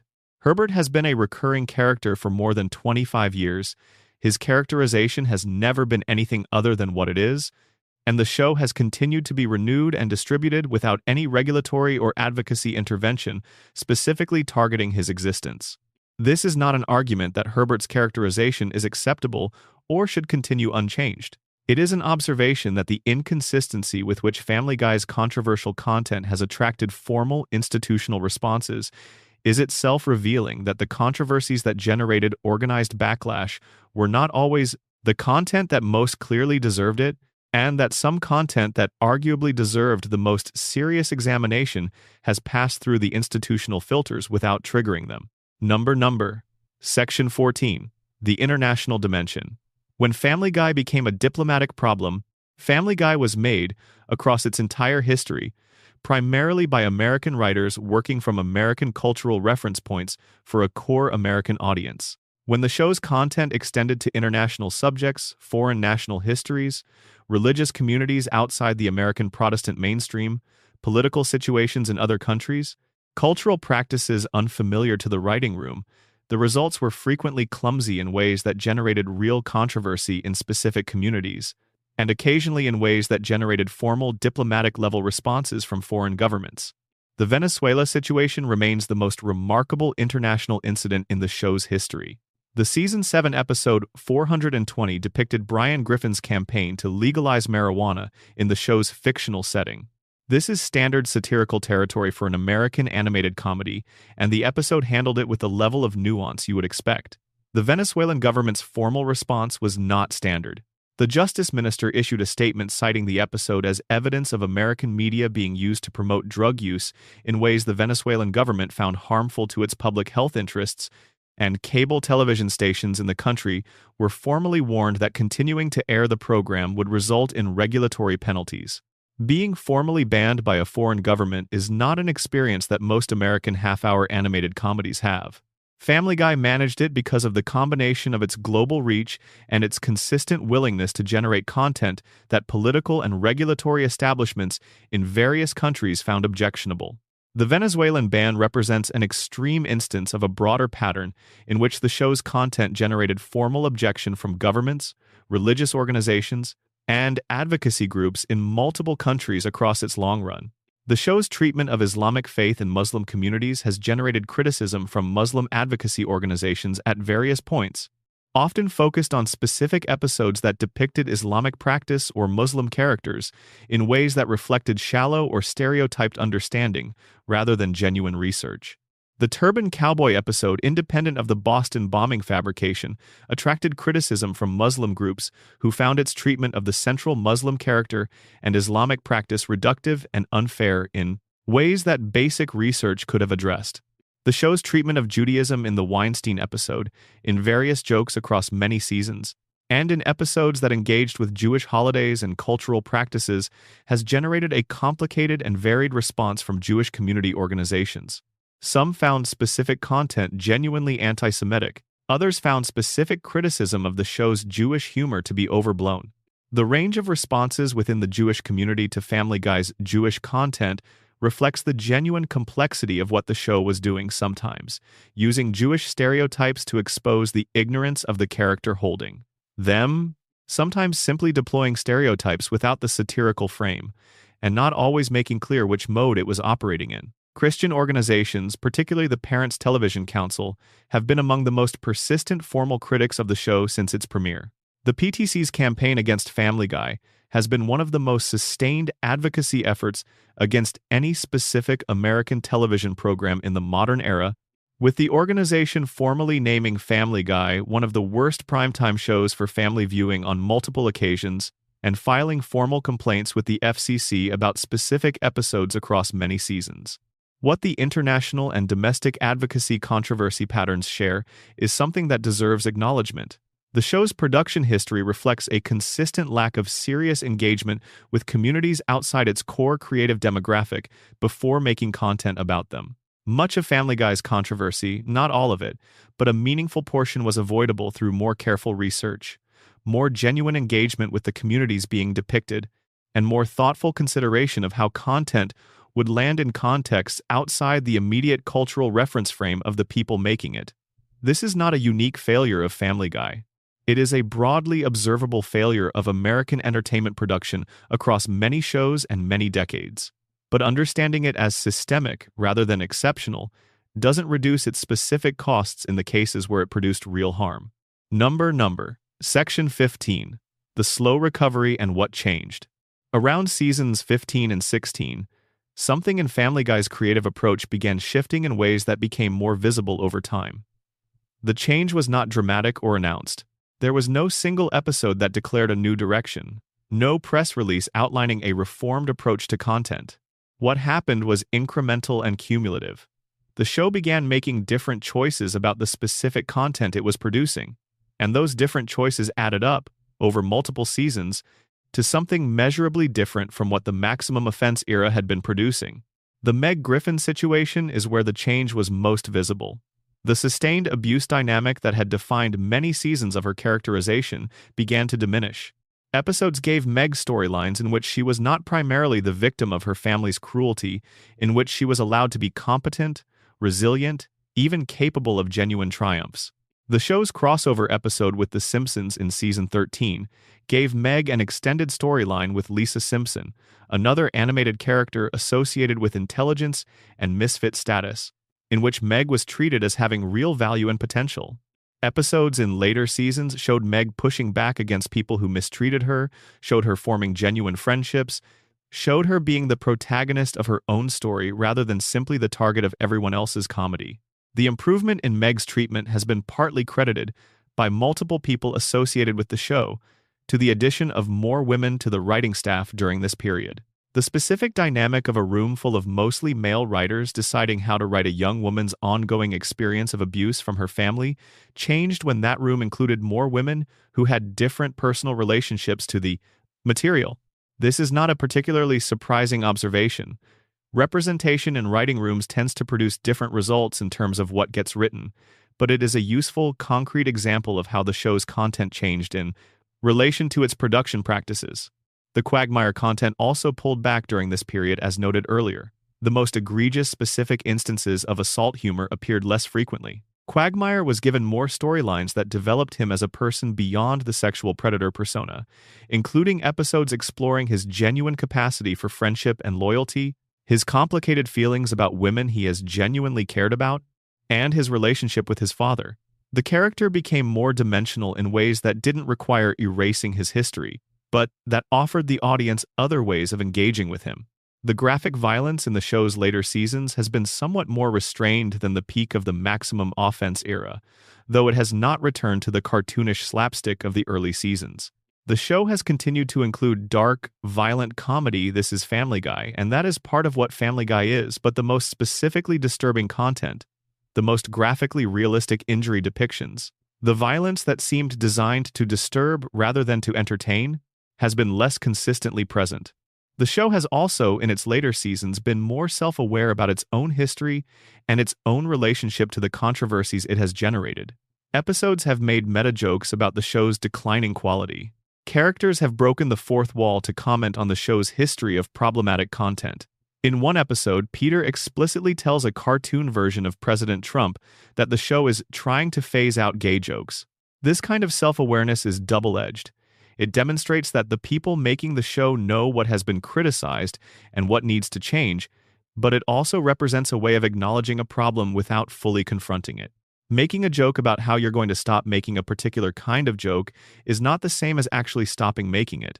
The recovery has been real but incomplete, and it has not fully restored the show to the critical or cultural standing it had in its early seasons. The reputation damage from the Maximum Offense era proved stickier than any subsequent improvement could address. Critics who had stopped taking the show seriously during seasons 10 through 14 have largely continued not taking it seriously in the later seasons, even as those later seasons have been producing content that is, by measurable objective standards, better than what was being produced at the show's lowest points.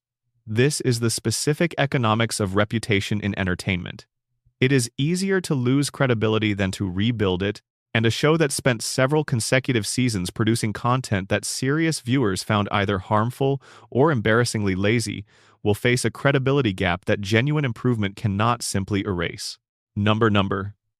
Section 16. What the Scandals Mean. Family Guy as a document of American culture. 25 years of controversy. A permanently banned episode. A creator at war with his own network in public. A fabricated viral video that made the show a character in a terrorism conspiracy theory. A character killed for ratings and revived 3 weeks later. A transgender episode formally condemned by GLAAD. A 21-year casting arrangement that took a national emergency to change. An era of content that drove away a generation of former fans. An ongoing situation in which the show's creator has publicly expressed a desire to have the show on a different network, while being contractually obligated to continue contributing to it on its current one. Assembled in their totality, Family Guy's scandals are something more than a collection of individual decisions or institutional failures. They are a document-specific, traceable, extensively sourced of what American entertainment looked like across a particular quarter century. Each controversy in this history reveals something precise about the moment in American public life during which it occurred. Together, they form a record that tells you things about American media culture that cannot be found as clearly anywhere else. The banned episodes are the most structurally revealing pieces of this record. When You Wish Upon a Weinstein tells you that in 2000, a major American broadcast network was more afraid of the potential misreading of satire than it was of actual anti-Semitism, that the fear of the accusation operated more powerfully than concern about the reality. Partial Terms of Endearment tells you something larger and more permanent, that in American commercial broadcasting, the organized political pressure around reproductive rights is powerful enough to suppress content that the network president himself acknowledged was well made and handled responsibly. Both of these suppressions were made for explicitly commercial reasons. Neither was made on the basis of the episode's actual merit or actual harm, and both reveal with clarity how the commercial logic of American broadcasting shapes what audiences are allowed to see in ways that have nothing to do with quality or responsibility. The Quagmire controversy is a document of what happens when dark comedy functions as normalization rather than critique, when the satirical frame that a creator believes is operating does not actually perform the work required of it. In the experience of the audience, the sustained, formal, documented criticism of the Quagmire humor from advocacy organizations, critics, and viewers spans more than a decade of the show's history. The show's response to that criticism, incremental adjustment, a Comic-Con announcement, continued syndication of the original content without contextualization, is a document of how entertainment institutions respond to documented harm when the commercial cost of a more substantial response exceeds the commercial cost of the status quo. The Brian Griffin Death and Resurrection arc is a document of the commercial logic of contemporary entertainment, viewed from the inside of a production team, making a decision to treat its audience's emotional investment as a resource to be harvested for ratings purposes, and of the specific damage to the audience relationship that this harvesting produces when the audience catches it. The Boston Marathon fabrication is a document of the dynamics of digital misinformation in the early social media era, of how technically competent fabrication, distributed at the speed of viral platforms during a high-emotion news event, can create false narratives that outlast the corrections made to them, and of how a show's reputation for provocative content can be weaponized against it by people who need a plausible-sounding villain. The Cleveland Brown recasting is a document of the pace of institutional change in American entertainment, when that change depends on internal reflection versus external pressure, of how long a practice can continue unchanged when the cost of maintaining it remains below the threshold of disruption, and of how rapidly it can change when that threshold is crossed.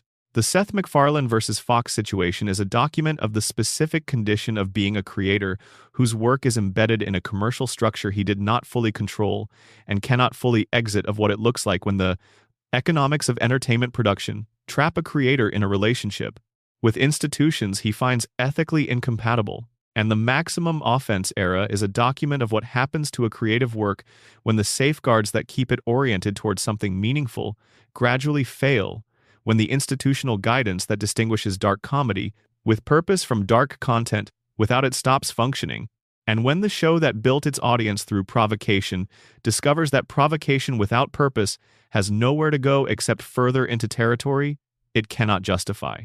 Family Guy is still being made. Its contractual future extends through at least 2029. The show that premiered to 22 million viewers is now watched by fewer than 1 million people per episode on the night it airs, but it generates enough residual revenue through streaming, syndication, international licensing, and merchandise to make the first-run numbers essentially irrelevant to its commercial justification. New episodes are produced, new controversies will presumably emerge, and the historical record will continue accumulating. What remains constant across all of it, what has been constant since the first season in 1999, is the fundamental question that Family Guy keeps forcing its audience to engage with. What is dark comedy for? What does the discomfort it creates accomplish? Who does it serve? And who does it harm? And how do you know which is which when you're in the middle of it? These are not questions that the show has ever consistently answered well. But the fact that it keeps generating the questions, keeps forcing the culture to sit with them, keeps producing moments where the gap between satirical intent and actual impact becomes impossible to ignore, that is, in its strange and complicated way, a form of value. Not the only form of value, not always sufficient to justify what was cost, but real. The early seasons of Family Guy are genuinely excellent television. The first 3 seasons in particular represent something remarkable in the history of American animated comedy: sharp writing, original character design, humor that pushed against limits in service of something that felt like genuine vision rather than provocation for its own sake, and a warmth underneath all of it that made the Griffin family a family you could care about despite everything. Those seasons remain as good as they ever were. They're available to watch. The fact that the show became something considerably more complicated and more frequently harmful in its later years does not retroactively diminish what it was at its best. But holding the best alongside the failures without dismissing either is the honest way to account for what Family Guy has been across 25 years. The scandals are part of that accounting. Every one of them. The ones that revealed institutional cowardice. The ones that revealed creative recklessness. The ones that revealed genuine harm done to real communities by content that was operating without adequate consideration of its impact. The ones that revealed how cultural forces outside the show, fabricators, political movements, corporate interests shape what gets made and what gets seen in ways that the people actually making the television cannot fully control. All of it is Family Guy, and all of it is worth knowing. Number closing. 3 hours on Family Guy's biggest scandals, and we've covered a lot of real ground together. The episode that sat in a drawer for 4 years because a network was afraid of how people might misread it, and which turned out, when it finally aired, to be exactly what its creators said it was.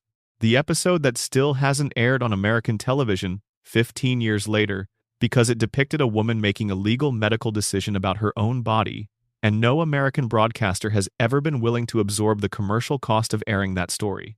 The character whose entire comedic identity was built on behavior that a decade of formal advocacy criticism tried to name as normalization of something genuinely harmful. The viral lie that turned the show into a character in a terrorism conspiracy theory during one of the worst weeks in Boston's recent history. The death of a beloved character that made national news and was reversed within 3 weeks because it was always a rating stunt. The Oscars broadcast that contained 2 completely different controversies in the same evening. One that detonated immediately, and one that sat quietly for 4 years before exploding in ways nobody had anticipated. The casting arrangement that took 21 years, and a national reckoning with racial injustice to change. The era of content that drove away a generation of former fans by confusing being disturbing with being bold. The creator who compared his relationship with his own network to a failing marriage, in a public tweet with his name on it, while being contractually obligated to keep making the show. All of it happened. All of it is documented. All of it tells you something true about the show and about the culture that made it. Family Guy is going to keep going. The controversies will keep coming.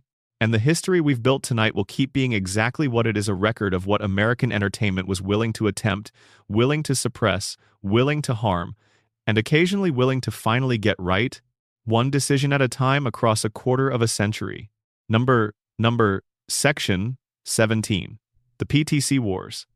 When a watchdog group made Family Guy famous, one of the stranger ironies in Family Guy's long history is the degree to which the Parents Television Council, the most aggressive and most organized formal opponent the show ever had, probably made the show more famous than it would otherwise have been.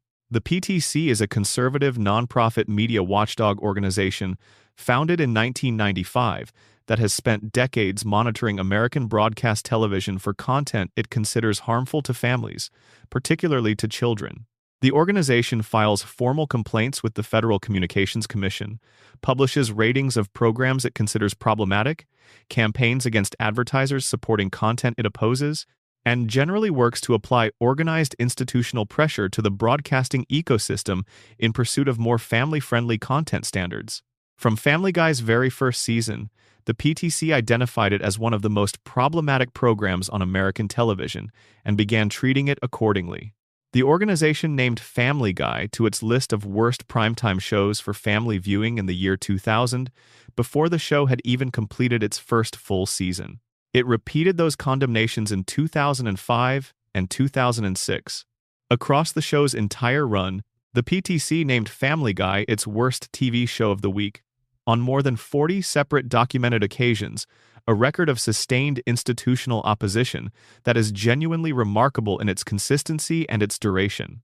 The PTC filed complaints with the FCC about specific Family Guy episodes, organized campaigns targeting the show's advertisers, and regularly featured the show in its public communications, as an example of everything the organization believed was wrong with the direction of American broadcast television.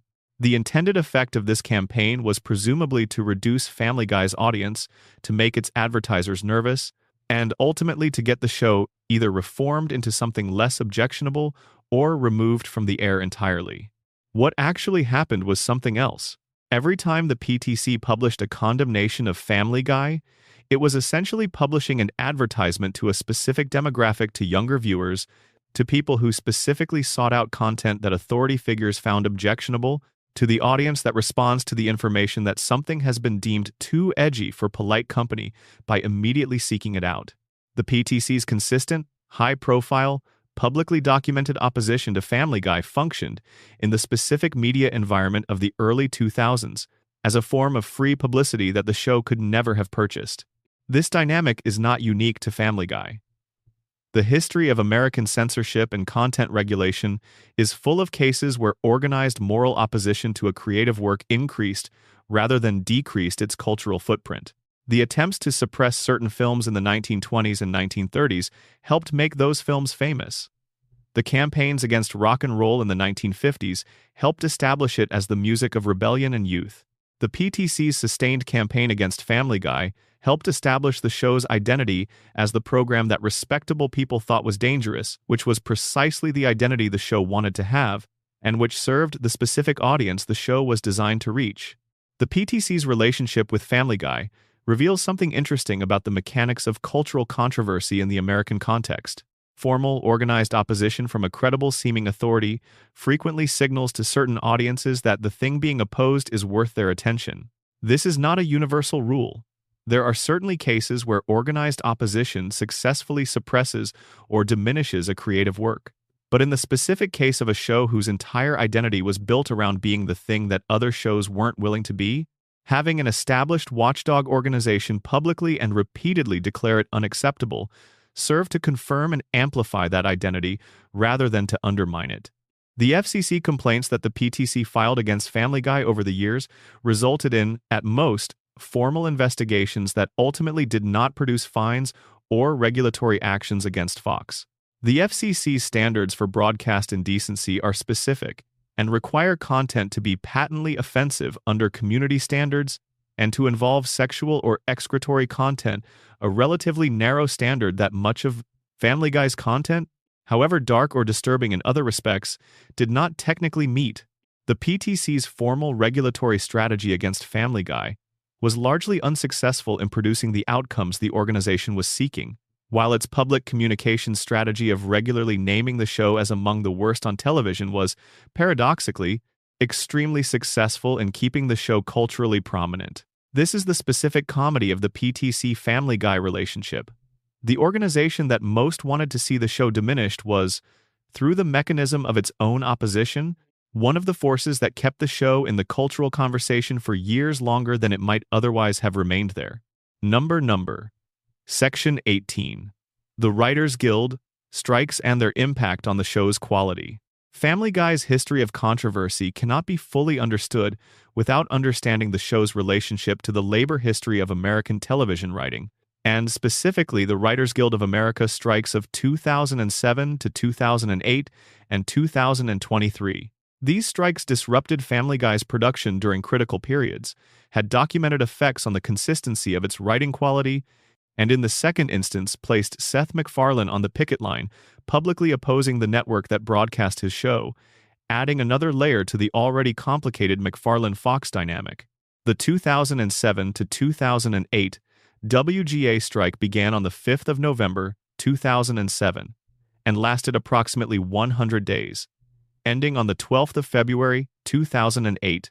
The strike was about residuals specifically, about writers receiving fair compensation for work that was being distributed through emerging digital platforms like the then-young YouTube and through DVD sales. The entertainment industry had been restructured by the rise of digital distribution in ways that had dramatically reduced writers' compensation relative to the revenue their work was generating in these new formats. And the WGA was striking to correct this disparity. Seth MacFarlane was a strong supporter of the strike. He joined the picket lines. He made public statements supporting the writers' position. This put him in an immediately awkward position relative to Fox, which was managing the strike from the side of the studios and networks rather than the writers. The situation became more explicitly complicated when Fox, during the strike, made the decision to air several Family Guy episodes that had been completed before the strike began airing them over MacFarlane's objections. Technically, the network had the right to broadcast episodes it had already contracted for. Practically, broadcasting them against the wishes of the show's creator during an active labor dispute in which the creator was publicly supporting the opposing side was a significant escalation of the tensions between MacFarlane and the network that were already present. The strike's effect on Family Guy's production is documented in the disruption it caused to the show's creative pipeline. Television writing rooms operate on tight, carefully coordinated schedules. Story arcs are planned months in advance. Scripts are written and revised across multiple drafts. The rhythm of production depends on continuous creative flow.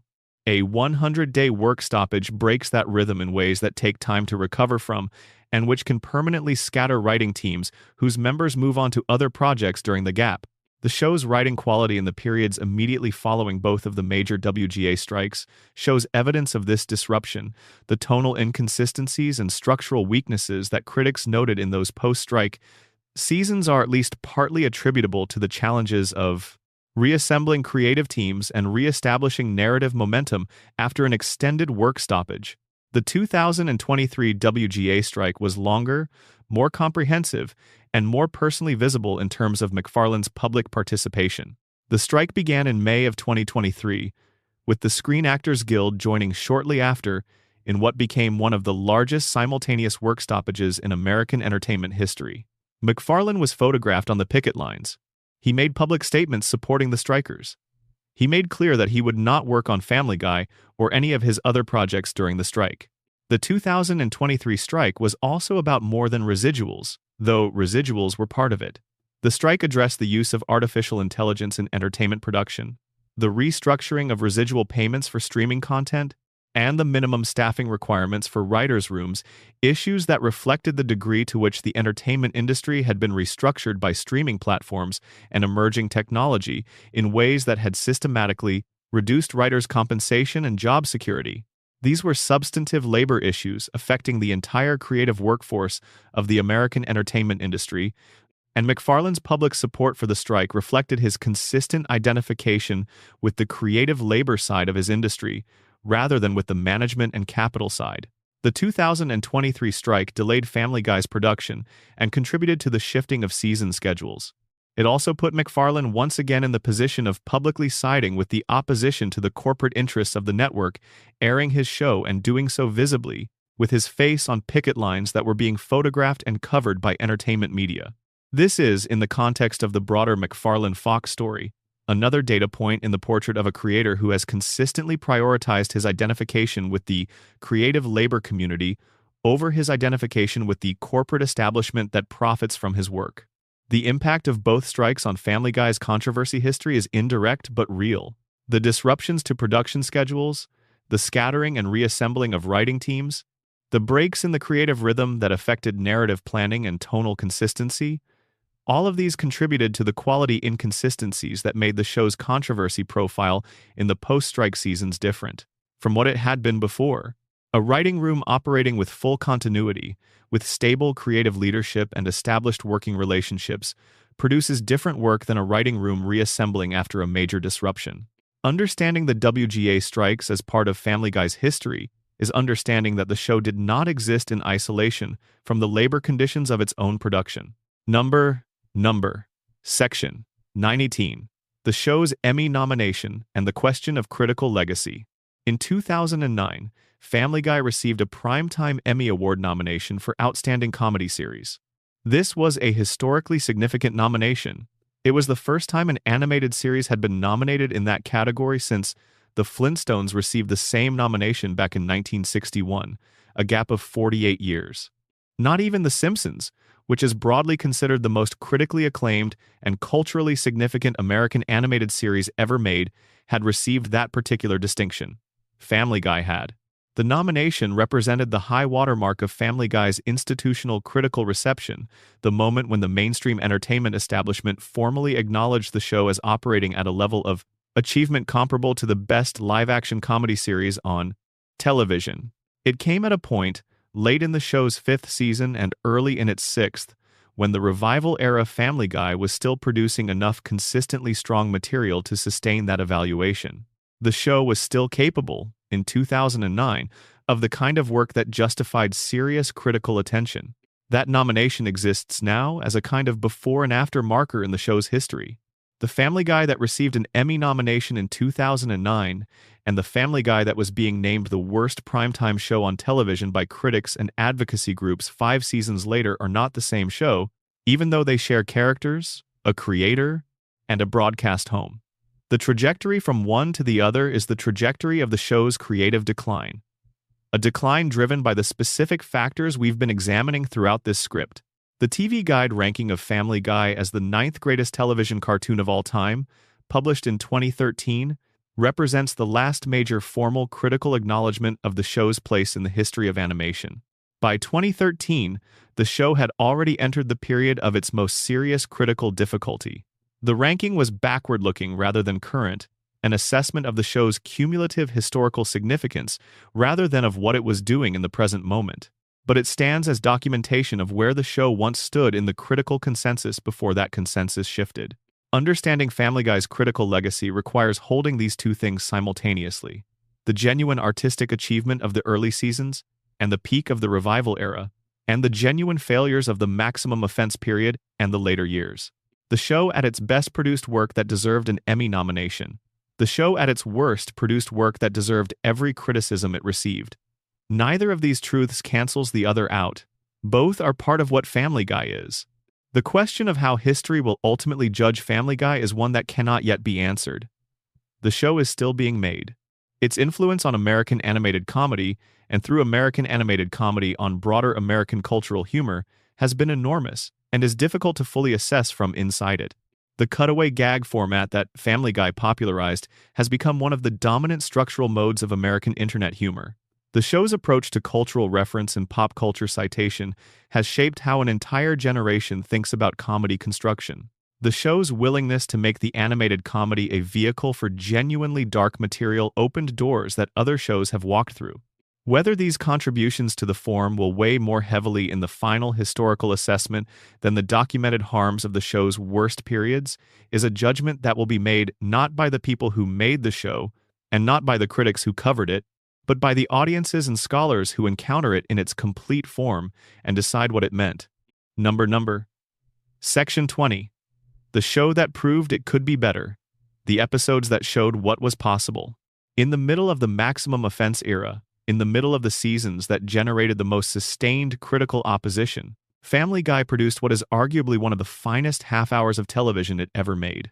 The episode is called Brian and Stewie, and it aired in Season 8. Understanding why this episode matters to Family Guy's controversy history requires understanding what it demonstrates about what the show was capable of choosing to be. The premise is extremely simple. Brian and Stewie get locked in a bank vault over a weekend. There is no escape. They have nothing to do but be in the space together, with whatever food Stewie happens to have in his diaper bag and whatever emotional reality exists between the two of them. The episode contains no cutaway gags. There are no random interruptions of the kind that the show had been using with increasing frequency to fill time and generate laughs without requiring the development of an actual story.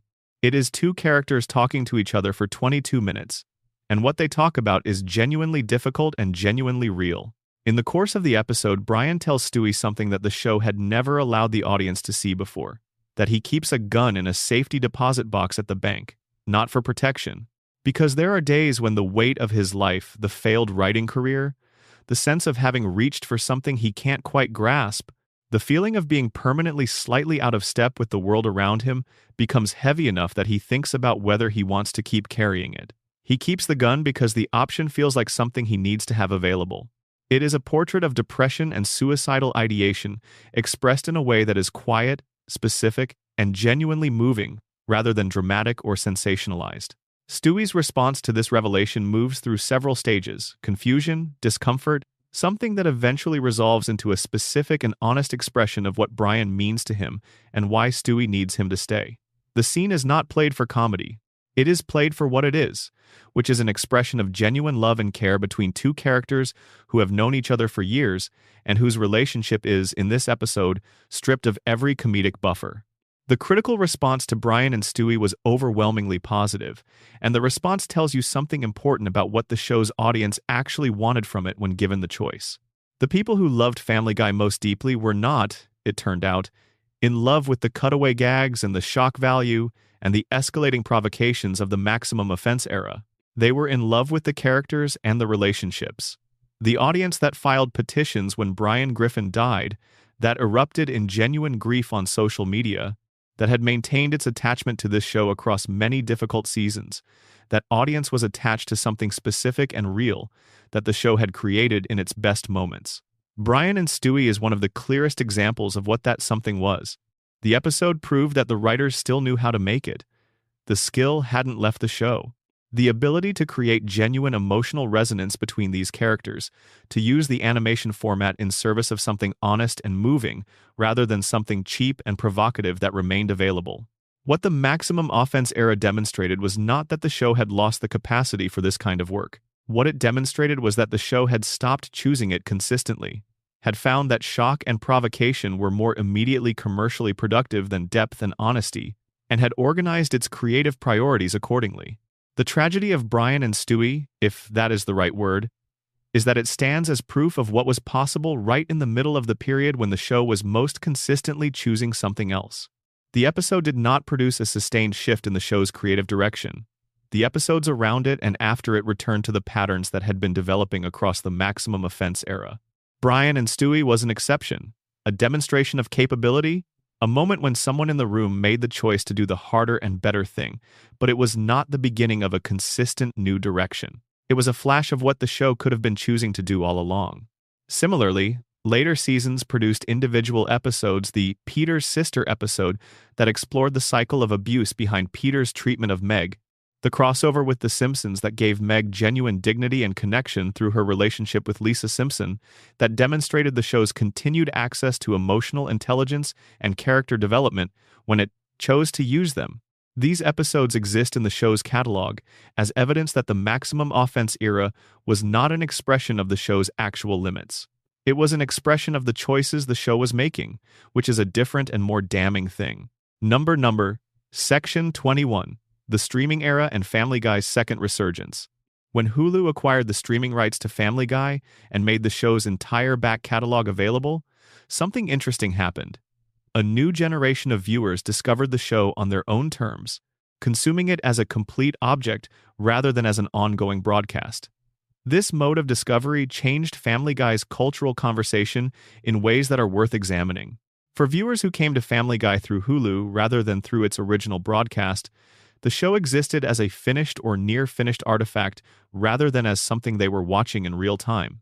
They could compare early seasons to late seasons directly, skip around, revisit episodes, and form views about the show's quality arc that were more informed by the complete picture than any week-to-week broadcast viewer could have been.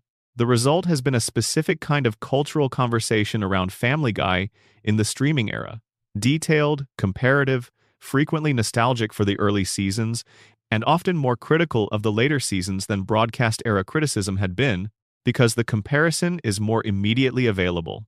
Social media platforms, YouTube in particular, but also Twitter, Reddit, and others, have hosted extended conversations about Family Guy's quality trajectory, its best and worst seasons, its most defensible and least defensible content, and its relationship to the controversies documented in this script. These conversations have introduced the show to people who were too young to watch it during its original broadcast and who are encountering it for the first time through clips, essays, video analyses, and recommendation algorithms that surface the content most likely to generate engagement. The viral nature of Family Guy content on YouTube and similar platforms has created a specific kind of ongoing cultural presence for the show that is disconnected from its first-run ratings. Compilations of the show's best cutaway gags, analyses of its creative decline, deep dives into specific controversial episodes. This content generates millions of views and keeps the show in active cultural conversation in a way that its Wednesday night broadcast numbers do not reflect.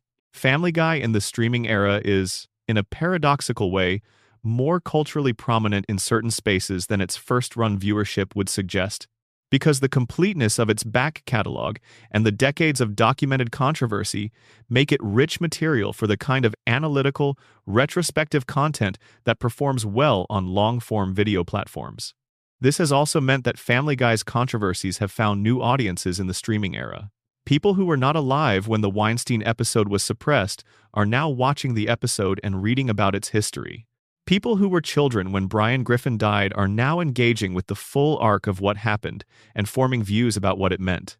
The Maximum Offense era episodes, including some of the Meg abuse content that long-term fans found hardest to watch, are available on the platform that streams the show, and new viewers are encountering them in the context of online conversations that provide considerably more critical framing than the episodes received when they originally aired. In this sense, the streaming era has given Family Guy's controversies a form of ongoing life that they would not have had if the show existed only in its original broadcast context.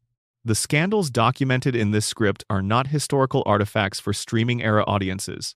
They are active parts of a conversation that continues to develop as new viewers engage with a show that has been generating controversy, for better and for worse, for a quarter century. Section 22.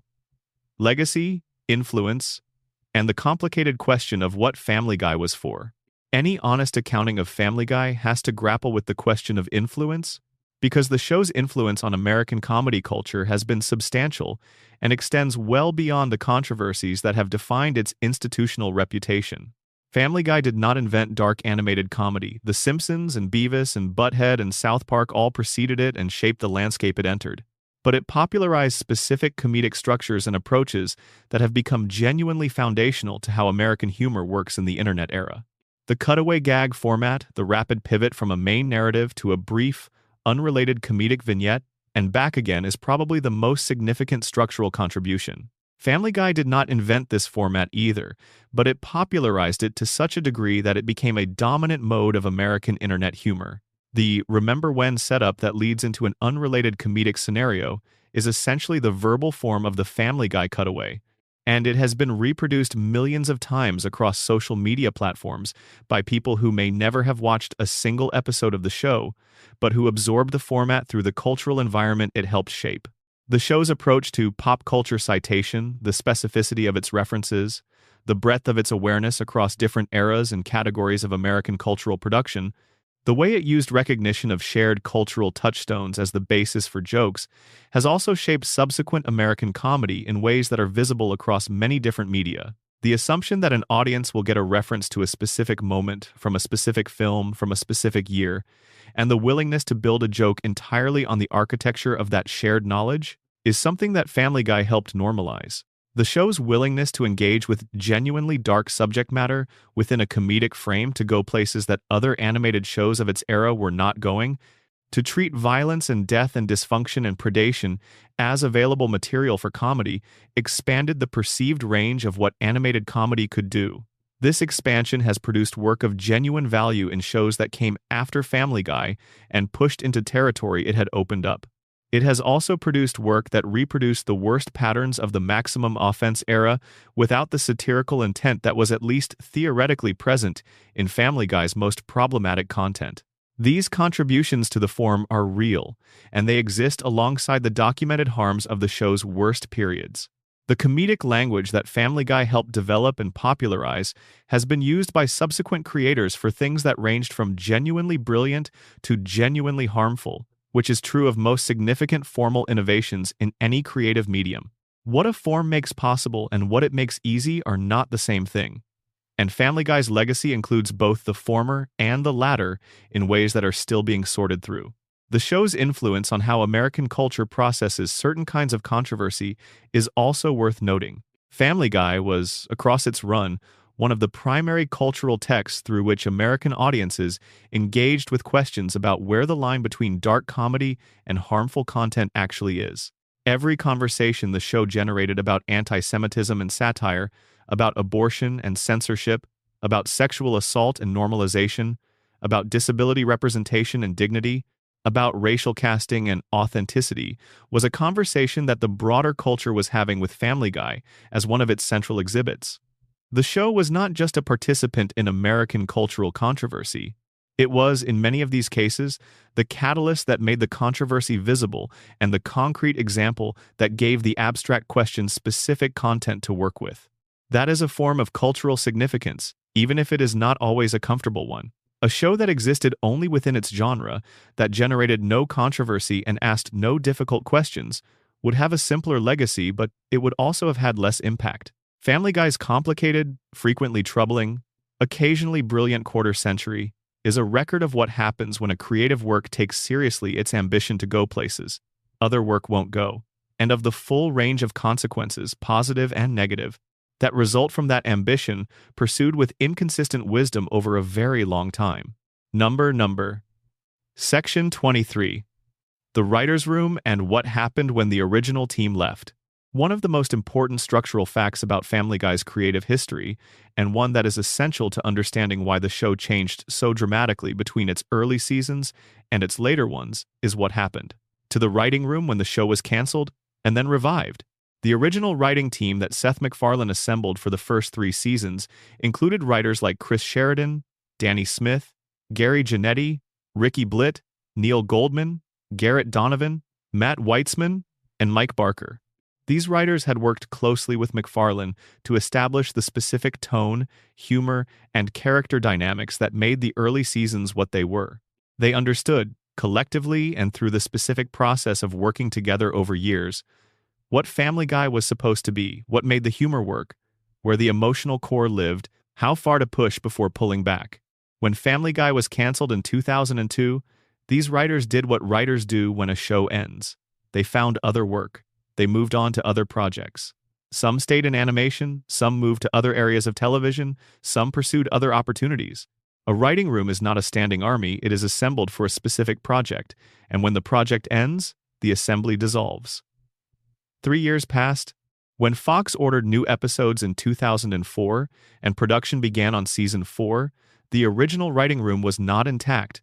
Some of the original writers returned, but the team had been substantially rebuilt with new people who had not been part of the first 3 seasons. MacFarlane himself acknowledged this explicitly in interviews. The constant cancellations and revivals meant the show was always having to restaff writers, and this constant restaffing had cumulative effects on the show's tonal consistency and creative coherence. A new writer on Family Guy, even a talented one, does not automatically share the specific understanding of what these characters are and what they're for that the original writers developed through the process of making the first 3 seasons together with MacFarlane. That understanding has to be rebuilt, retaught, or simply trusted to develop through experience, and when the writing room is being rebuilt repeatedly, that rebuilding process is always in some degree of incompletion.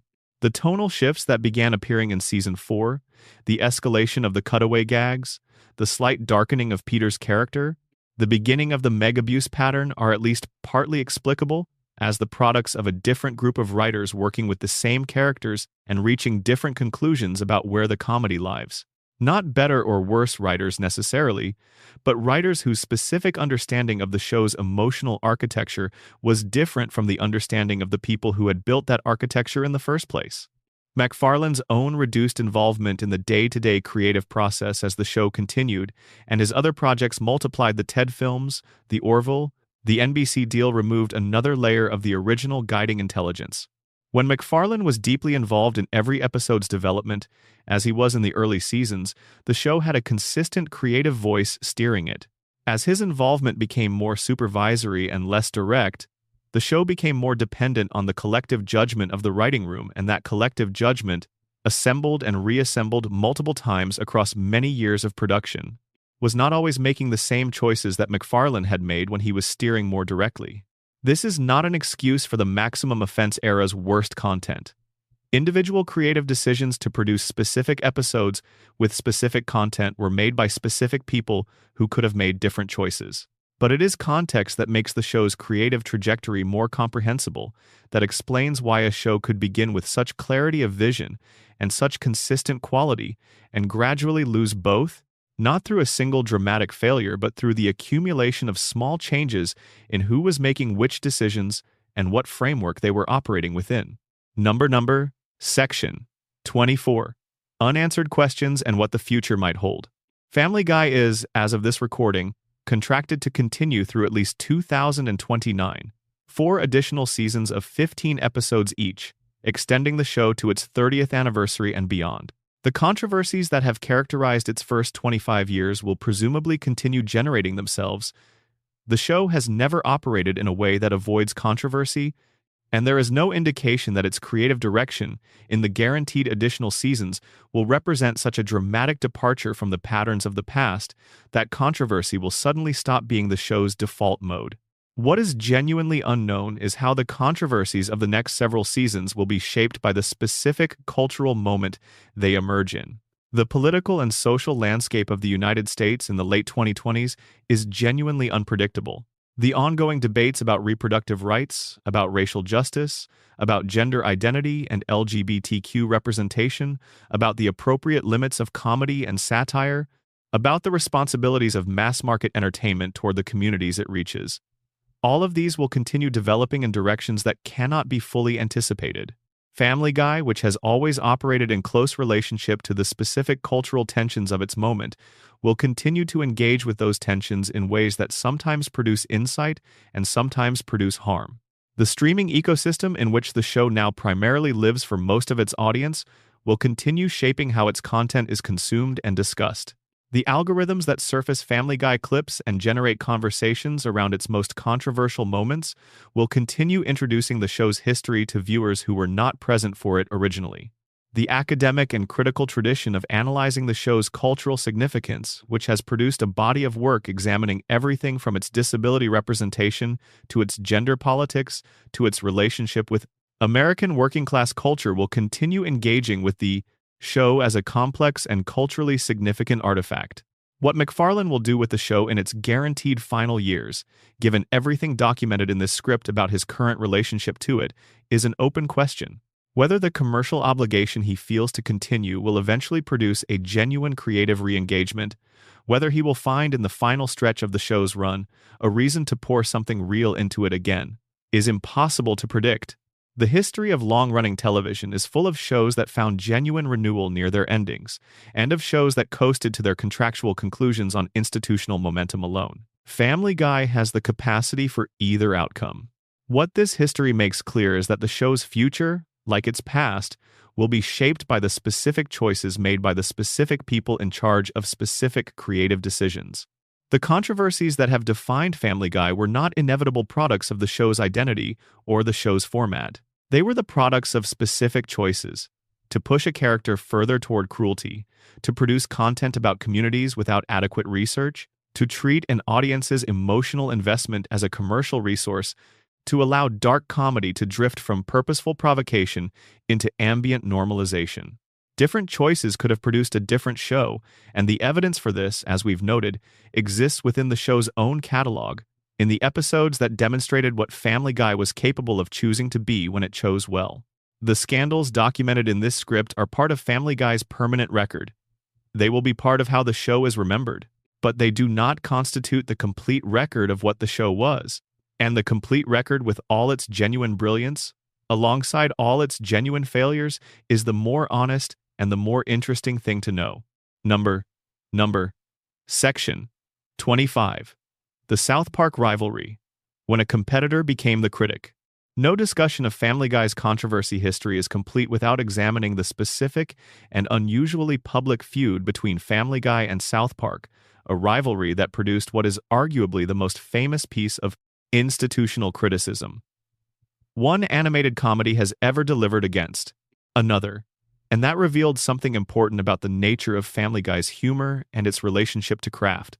South Park, the Comedy Central animated series created by Trey Parker and Matt Stone, has aired since 1997 and has occupied a specific and often directly competitive cultural space alongside Family Guy throughout both shows' runs. Both programs were adult animated comedies willing to engage with dark material, both pushed against the limits of what television would allow, and both built large and passionate audiences among younger viewers, who valued content that didn't feel constrained by mainstream standards. In many respects, they were competing for the same cultural space. But Parker and Stone had strong and publicly expressed views about the difference between what they were doing and what Family Guy was doing, and they chose to express those views in the specific and characteristic South Park manner, by making an episode about it. The two-part episode Cartoon Wars, broadcast in 2006, addressed Family Guy directly and delivered a critique of the show's creative approach that became one of the most widely discussed pieces of meta-commentary in the history of American animated television. In Cartoon Wars, South Park depicted Family Guy's jokes as being written by manatees, the large aquatic mammals who randomly selected idea balls from a pool and combined them to produce cutaway gags. The visual gag was specific and pointed. The implication was that the content of any given Family Guy joke was essentially random, that the jokes did not emerge from any coherent creative logic or comedic reasoning, but from the mechanical combination of arbitrary reference points. You could, the episode implied, swap any one Family Guy cutaway for any other and nothing of significance would change, because none of them had any meaningful connection to the story they interrupted or to the specific moment in which they appeared. The comedy was, in this view, purely mechanical rather than organic. Parker and Stone confirmed in interviews that they had genuine and strong creative objections to Family Guy's approach to comedy. They described Family Guy as a show that they believed did not require actual skill to write, that the cutaway format allowed the writers to insert any joke at any moment without the discipline that comes from needing jokes to grow from character and situation. Their objection was not primarily moral but aesthetic. They thought Family Guy was lazy, that its humor was cheap in the specific sense of making no demands on the writer's craft. McFarlane responded to Cartoon Wars with relative good humor publicly, but the episode's criticism landed in a way that lingered. The manatee metaphor became one of the most frequently cited characterizations of Family Guy's creative method, repeated by critics and viewers who found the description apt. The fact that Parker and Stone received phone calls thanking them for making the episode from writers on both The Simpsons and King of the Hill, according to various accounts from people associated with those productions, suggested that the frustration the episode expressed was shared within the animation community more broadly. What Cartoon Wars revealed about Family Guy's controversy history is something slightly different from what it intended to reveal. Parker and Stone's critique was primarily aesthetic. They thought the cutaway format was lazy. The moral dimension of the criticism, the suggestion that not caring about craft was also a way of not caring about consequences, was implicit rather than explicit in the episode. But the connection is worth making directly. A show that treats its jokes as interchangeable, that does not require its comedy to grow from specific character or situation, is a show that is also less equipped to recognize when a specific joke in a specific context is causing harm rather than simply generating a reaction. The aesthetic laziness that Parker and Stone were critiquing, and the moral laziness that critics were identifying in the Quagmire content and the Meg abuse pattern are not the same thing, but they are related. A creative culture that doesn't ask hard questions about whether a joke is good is also less likely to ask hard questions about whether a joke is harmful. The South Park rivalry has continued to simmer at low heat across the years since Cartoon Wars. The two shows have continued to occupy adjacent cultural spaces, continued to be compared by critics and viewers, and continued to represent different approaches to the question of what dark animated comedy is supposed to accomplish. That the comparison consistently favors South Park in critical discussions despite South Park having generated its own significant share of controversy and criticism tells you something about the specific way that craft, intentionality register in the critical evaluation of comedy. South Park's controversies have generally been read as products of specific creative choices made in service of specific satirical goals, even when those choices were poor or harmful. Family Guy's controversies, particularly in the maximum offense era, were more often read as products of a show that had stopped asking what it was trying to accomplish. Number section 26. What the numbers actually mean: ratings, revenue, and the show that refuses to die. Family Guy premiered on the 31st of January 1999, with approximately 22 million viewers. That number needs the context that it aired immediately after the Super Bowl, which gave it an enormous promotional boost from an audience already watching football that night. Even accounting for the Super Bowl effect, the show maintained strong numbers through its first season. It averaged approximately 12.8 million households per episode and ranked 33rd overall in the Nielsen ratings for that year. Solid and respectable performance for a new animated series. Then Fox's scheduling chaos began. The show was moved repeatedly, never given a stable night and time slot, put up against major competitors without adequate promotional support. The ratings declined not because the audience stopped finding the show interesting, but because the audience couldn't reliably find the show at all. The first cancellation in 2002 was a ratings failure that was primarily a scheduling and marketing failure rather than a creative one.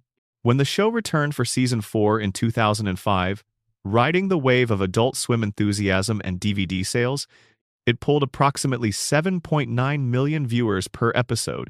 Excellent numbers for a show that had been off the air for 3 years and was effectively relaunching. From that 2005 high point, the decline was gradual across the subsequent seasons, but it was consistent. Each season's average viewership was somewhat lower than the previous seasons. The numbers ticked downward year after year in a trend that could be explained individually: tougher competition in a specific season, a particular time slot change, the general fragmentation of the television audience across increasingly numerous platforms. But that was unmistakable as a trend when viewed across the full arc. By Season 13, which aired from 2014 to 2015, average viewership had declined to approximately 5.86 million per episode, a loss of roughly 2 million viewers from the show's revival-era peak. The decline continued.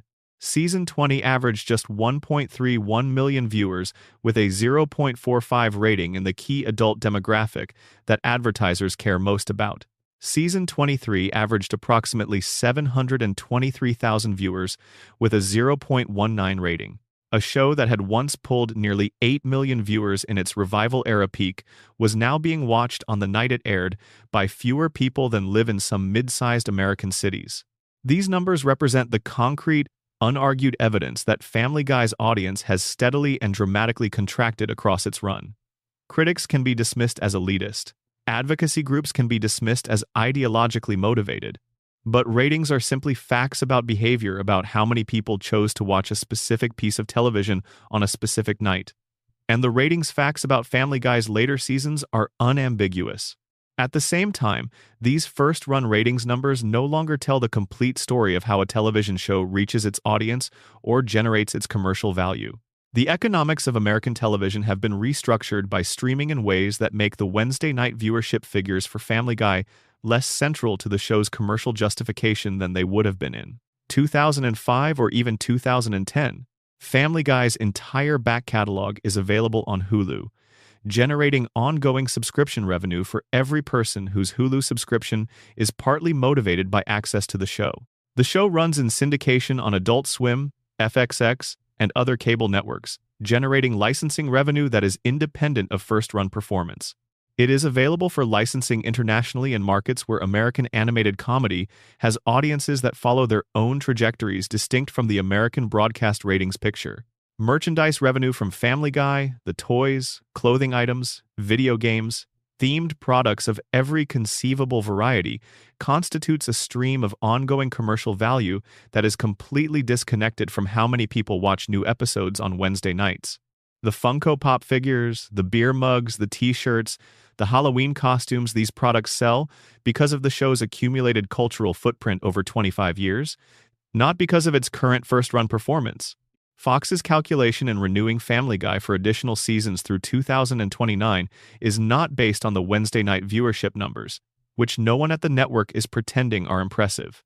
It is based on the complete commercial picture of what Family Guy represents as an intellectual property, the streaming rights, the syndication revenue, the merchandise ecosystem, the international licensing, the value of the brand in a global entertainment market.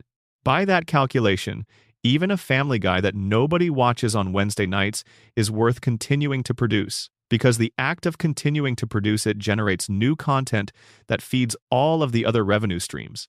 This is, in a specific and commercially rational sense, the most honest explanation for why Family Guy continues to exist.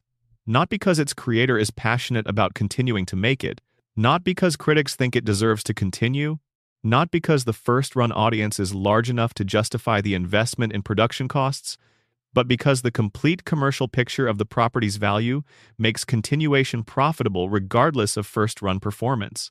Family Guy has become, in economic terms, too big and too embedded in too many revenue streams to end, simply because fewer people are watching it on the night it airs.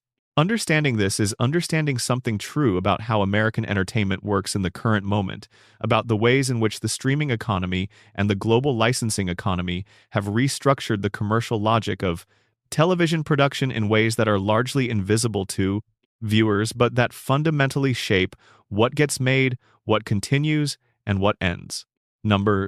Section 27. The specific harm of specific episodes, documenting what was actually said. Throughout this script, we have discussed Family Guy's controversies at a level of structural analysis, examining patterns, identifying mechanisms, contextualizing individual incidents within broader frameworks. But there is value in also being specific about particular content, in sitting with what the show actually said in some of its most criticized moments, because the abstractions of normalization and harmful content become more real and more comprehensible when grounded in specific, documented examples. The Seahorse Seashell Party's conclusion, Meg agreeing to return to being the family's punching bag because her suffering keeps them functional, was a specific creative choice. The writers chose to write that ending. They chose to frame it as a resolution rather than as an indictment. The episode's final message is specific and can be stated plainly. Some people should accept being abused because their suffering serves the stability of others. That is what the episode says. It says it in the specific context of a teenage girl who has been subject to sustained cruelty from her family across many seasons of television. Whether or not the writers intended this message, it is the message the episode delivers, and it is worth naming clearly. The Quagmire vomiting scene in Quagmire's Dad is also specific and can be described plainly. The episode presents trans identity as something that a straight man would reasonably find so revolting upon disclosure that he cannot control his physical reaction for approximately 30 seconds. That is what the scene shows. The writers chose to write this scene and to let it run for that duration. The duration is part of the content. A 10-second vomiting gag makes a different statement than a 30-second one. The commitment to the length is a commitment to the statement the scene is making, which is that trans identity is this revolting. Whether or not the writers intended the scene as endorsement, this is what it shows. The scene in which Quagmire is depicted ordering his usual drink with something slipped into his dates, this is a specific piece of writing. Someone wrote this scene. Someone approved it. Someone animated it. Someone watched it in a review process and didn't stop it. This is the specific nature of institutional failure. Not one person making one terrible decision, but many people at many steps in a production process, each making small decisions that, combined, produce content that should not have been produced. Being specific about these things is important because abstractions about harmful content can feel less real than the actual content they describe. The harm that Family Guy caused to specific communities is real in proportion to how specific the harmful content was, to how precisely it targeted certain groups, to how explicitly it endorsed certain dynamics, to how clearly it communicated certain messages regardless of satirical intent.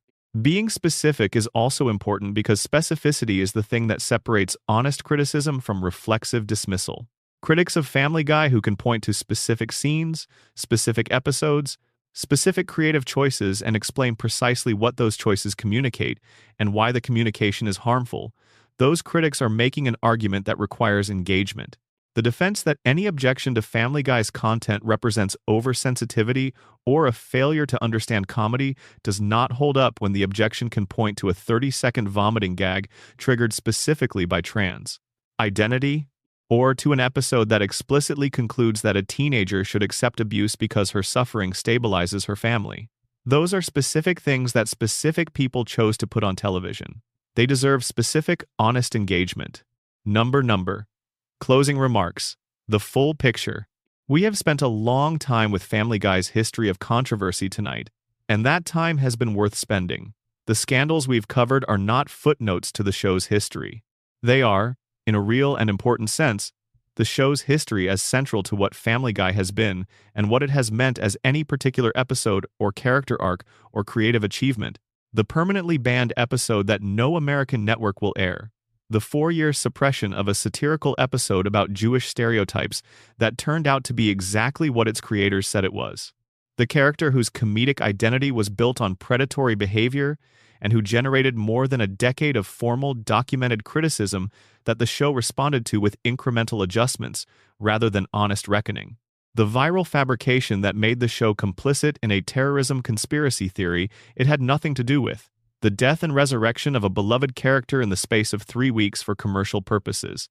The Oscars broadcast that contained 2 of the most discussed controversies of MacFarlane's career within the same 2 hours.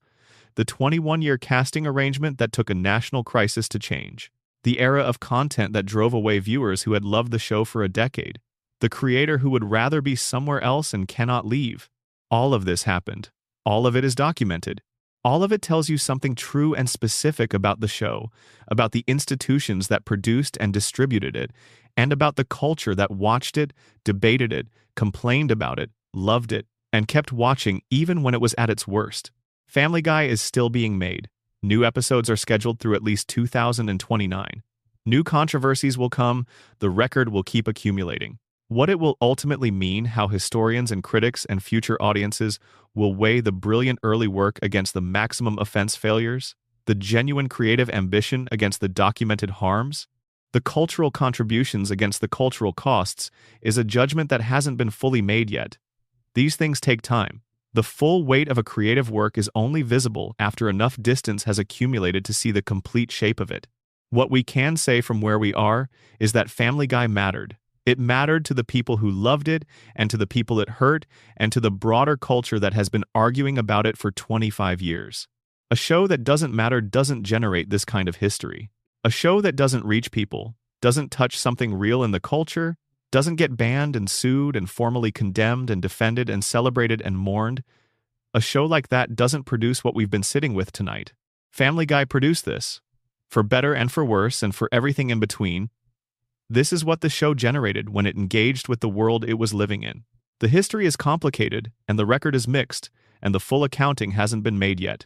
But the scandal history we've covered tonight is part of what Family Guy was, and understanding it is part of understanding something true about American entertainment in the quarter century during which Family Guy was the show people couldn't stop arguing about. Number.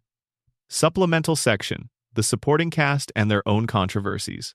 The main Griffin family and Glenn Quagmire are the most discussed characters in Family Guy's controversy history, but the supporting cast has generated its own share of significant documented incidents worth covering for completeness. Understanding the full breadth of the show's controversy requires looking at how even secondary and tertiary characters were drawn into the cultural arguments the show generated. Joe Swanson, the Griffin family's wheelchair-using neighbor voiced by Patrick Warburton, is a character whose arc across the show's run mirrors many of the same problems as the show's treatment of other characters. In the early seasons, Joe was introduced as a genuinely formidable presence, a police officer who was capable, respected by his community, admired by his neighbors, including Peter, who was initially jealous of Joe's standing in the neighborhood. The show's early episodes positioned Joe's disability not as his defining characteristic, but as one element of a complete and competent person. He was in a wheelchair, and he was also tough, professional, loyal, and effective at his work. The shift in Joe's characterization across the show's later seasons followed a pattern similar to what happened with Meg. The early dignity was gradually replaced by a comedy mode that made Joe's disability the consistent source of humor, mockery, rather than honest depiction. His wife Bonnie, initially a supportive and sympathetic character in her own right, was written across many seasons as someone falling out of love with Joe and seeking connection elsewhere, with the storyline built around the idea that being married to a disabled man was a source of legitimate grievance, rather than simply one element of a complex marriage. Joe's standing in the neighborhood declined from respected to frequently mocked. The character who had once been someone Peter envied became someone Peter and the group used as a source of easy humor about disability. Advocacy groups working in disability rights noted this trajectory and the pattern it created in the show's treatment of disability more broadly. Family Guy's disability humor across many seasons reflected the same problem as its other controversial content. A show that began with more nuanced and humanizing portrayals and gradually allowed those portrayals to be replaced by easier, cruder, and more harmful comedic modes as the show's appetite for reaction-generating content outpaced its willingness to engage thoughtfully with the communities it was depicting.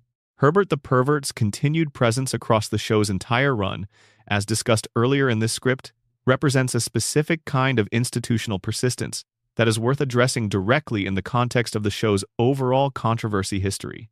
The character first appeared in Season 1, in 2001, and has recurred in many subsequent seasons without any formal review of whether the comedic premise, an elderly man's documented sexual interest in children, was something the show should continue producing as a source of humor.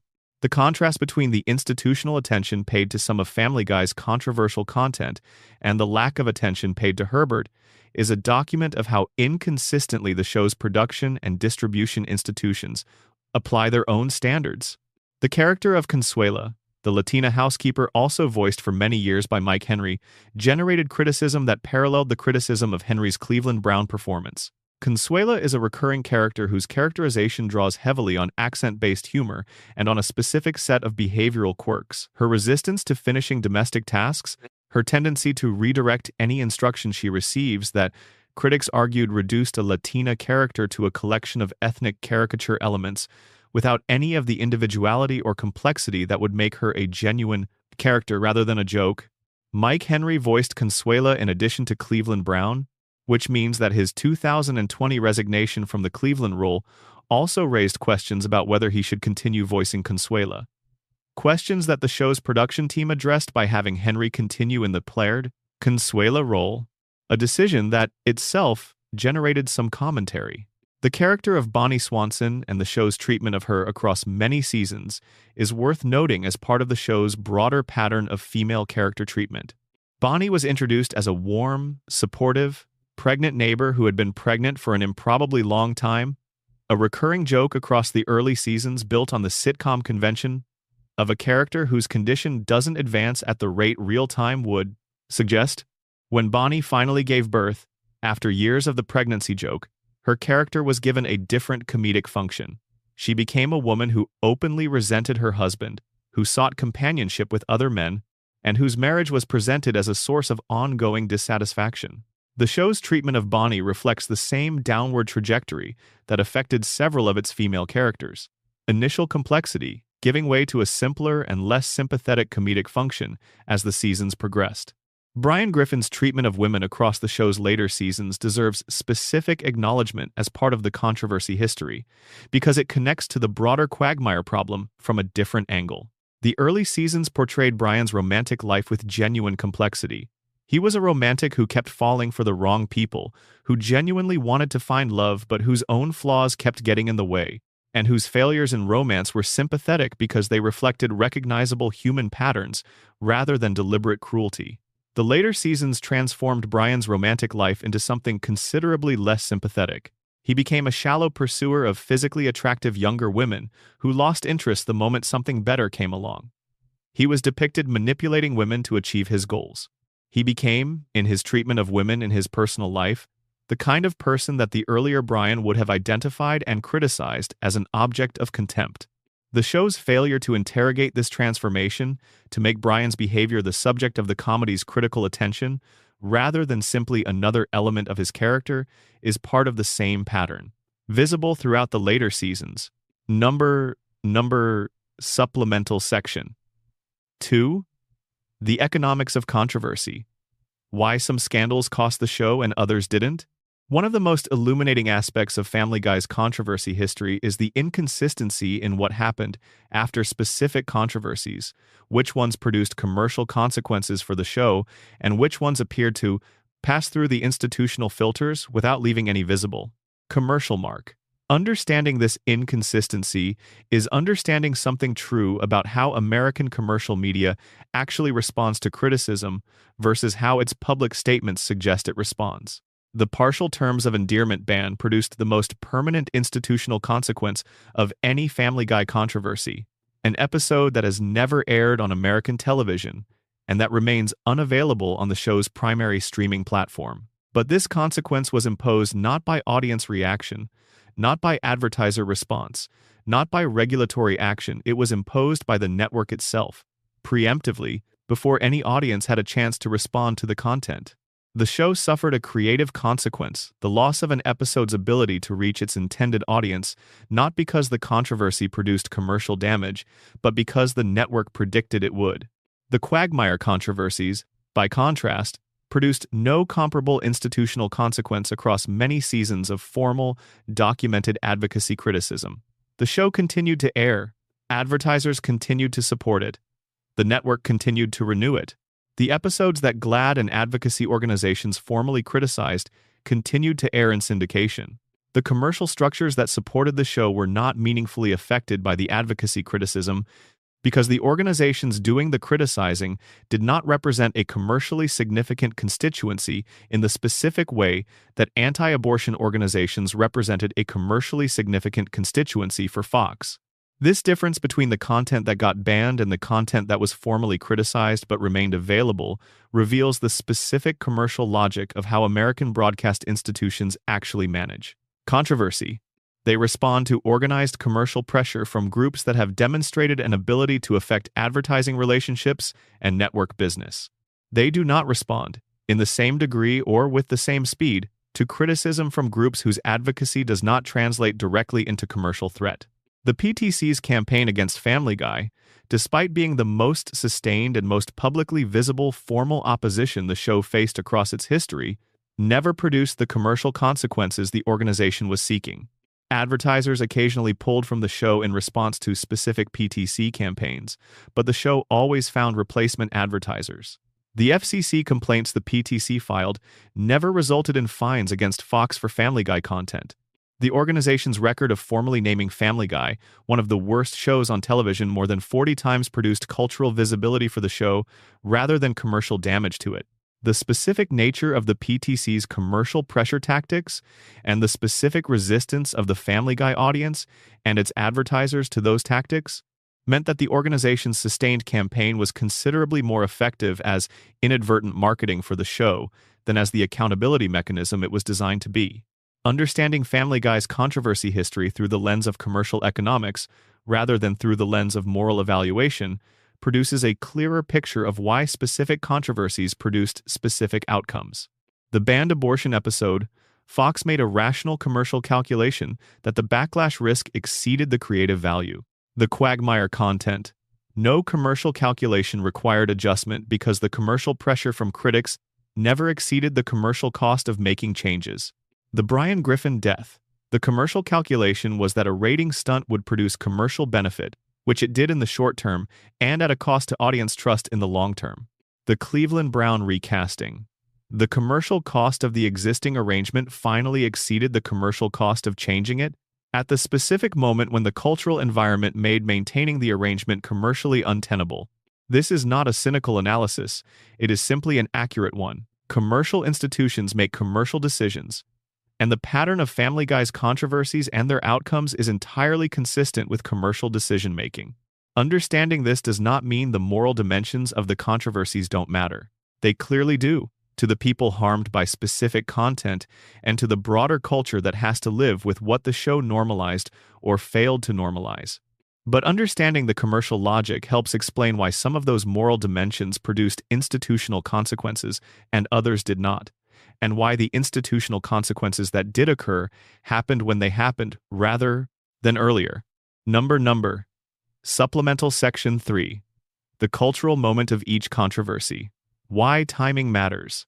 Each of Family Guy's major controversies arrived in a specific cultural moment, and understanding those moments helps explain why specific controversies landed the way they did. The cultural context in which a controversy occurs shapes everything.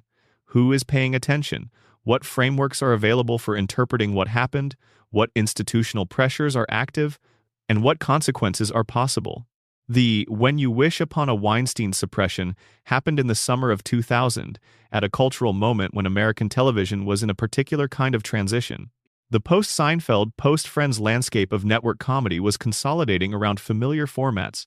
Animated adult comedy was still establishing what it was allowed to be, with The Simpsons having spent a decade proving that the format could sustain an enormous audience without being purely children's content. Family Guy was still a relatively new and not yet established property, whose position in the culture was uncertain enough that Fox's conservative institutional caution made a kind of commercial sense. Suppressing an episode that might be misread felt like a manageable cost. In that context, the show wasn't yet so culturally embedded that the suppression would register as a significant institutional act. By the time Partial Terms of Endearment was suppressed in 2010, the cultural context had shifted considerably. Family Guy had by then been through cancellation and revival, had demonstrated enormous commercial resilience, and had established itself as one of the most culturally embedded animated comedies in American television history. The suppression of the abortion episode in 2010 was not the nervous caution of a network protecting a new and uncertain property. It was a deliberate, calculated decision by a commercially confident institution to avoid the specific political hazard of the abortion question in a specific political environment. The cultural moment of 2010, the Obama era, the Tea Party movement's emergence, the intensification of culture war politics that would define much of the subsequent decade made the abortion episode suppression a different kind of institutional act than the Weinstein suppression a decade earlier. The Me Too moment that recontextualized the Quagmire controversies began in October 2017, more than 15 years after Family Guy's first episode, and more than a decade after the most documented Quagmire assault content had first appeared. The cultural infrastructure for understanding what that content had been doing, the vocabulary, the frameworks, the organized advocacy networks, the institutional willingness to name the harm, had developed considerably across those 15 years. Content that had been produced in 2005 and received with relatively limited formal criticism looked substantially different in 2017 and 2018, when the cultural moment provided new tools for interpreting it. The Cleveland Brown recasting happened in June 2020, in the specific aftermath of George Floyd's murder, during a cultural moment of exceptional intensity around racial justice. The same change in casting practice that had been recommended or suggested by critics for years became possible in June 2020 because the cultural moment made the cost of maintaining the existing arrangement suddenly and specifically too high. The cultural moment created the conditions for an institutional response that the preceding years of lower temperature criticism had not been able to produce. Understanding this temporal dimension of Family Guy's controversies is important for understanding what the controversies mean. They are not simply responses to content. They are responses to content in specific moments, shaped by the specific cultural frameworks and pressures active in those moments.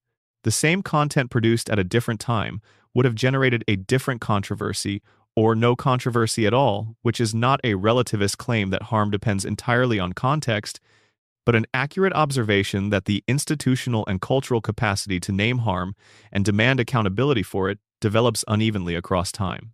The show's long run has meant that it has been present through many different cultural moments and has been evaluated by the standards of each of those moments as it passed through them. This has created a kind of ongoing renegotiation of the show's cultural standing moments, where it looked more sophisticated than its critics gave it credit for, and moments where it looked more harmful than its defenders were willing to acknowledge.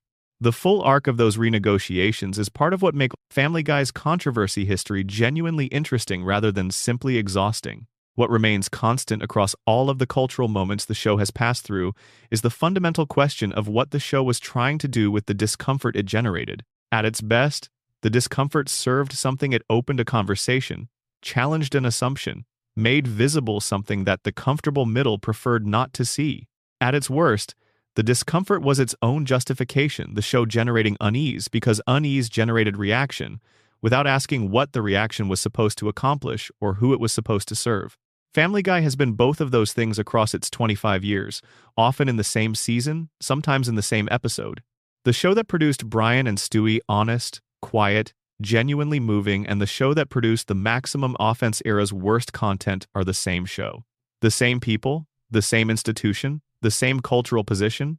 The difference is in the choices that were made and in the frameworks the people making those choices were operating within, and in the cultural moments that shaped what was rewarded and what was permitted and what passed through the institutional filters that were supposed to catch the worst of it. All of that is Family Guy's history. All of it matters. And all of it is worth sitting with honestly, without the comfortable simplifications that reduce the show to only its brilliance or only its failures. One last thought to carry with you. Family Guy's persistence in the cultural conversation, despite everything documented across these hours, despite the quality decline, despite the cratering ratings, despite the creator's own expressed desire to be elsewhere, despite the years of formal criticism from communities that were genuinely harmed, is itself a form of evidence about what the show achieved in its early years and in its best moments. You do not argue about something for 25 years unless it touched something real.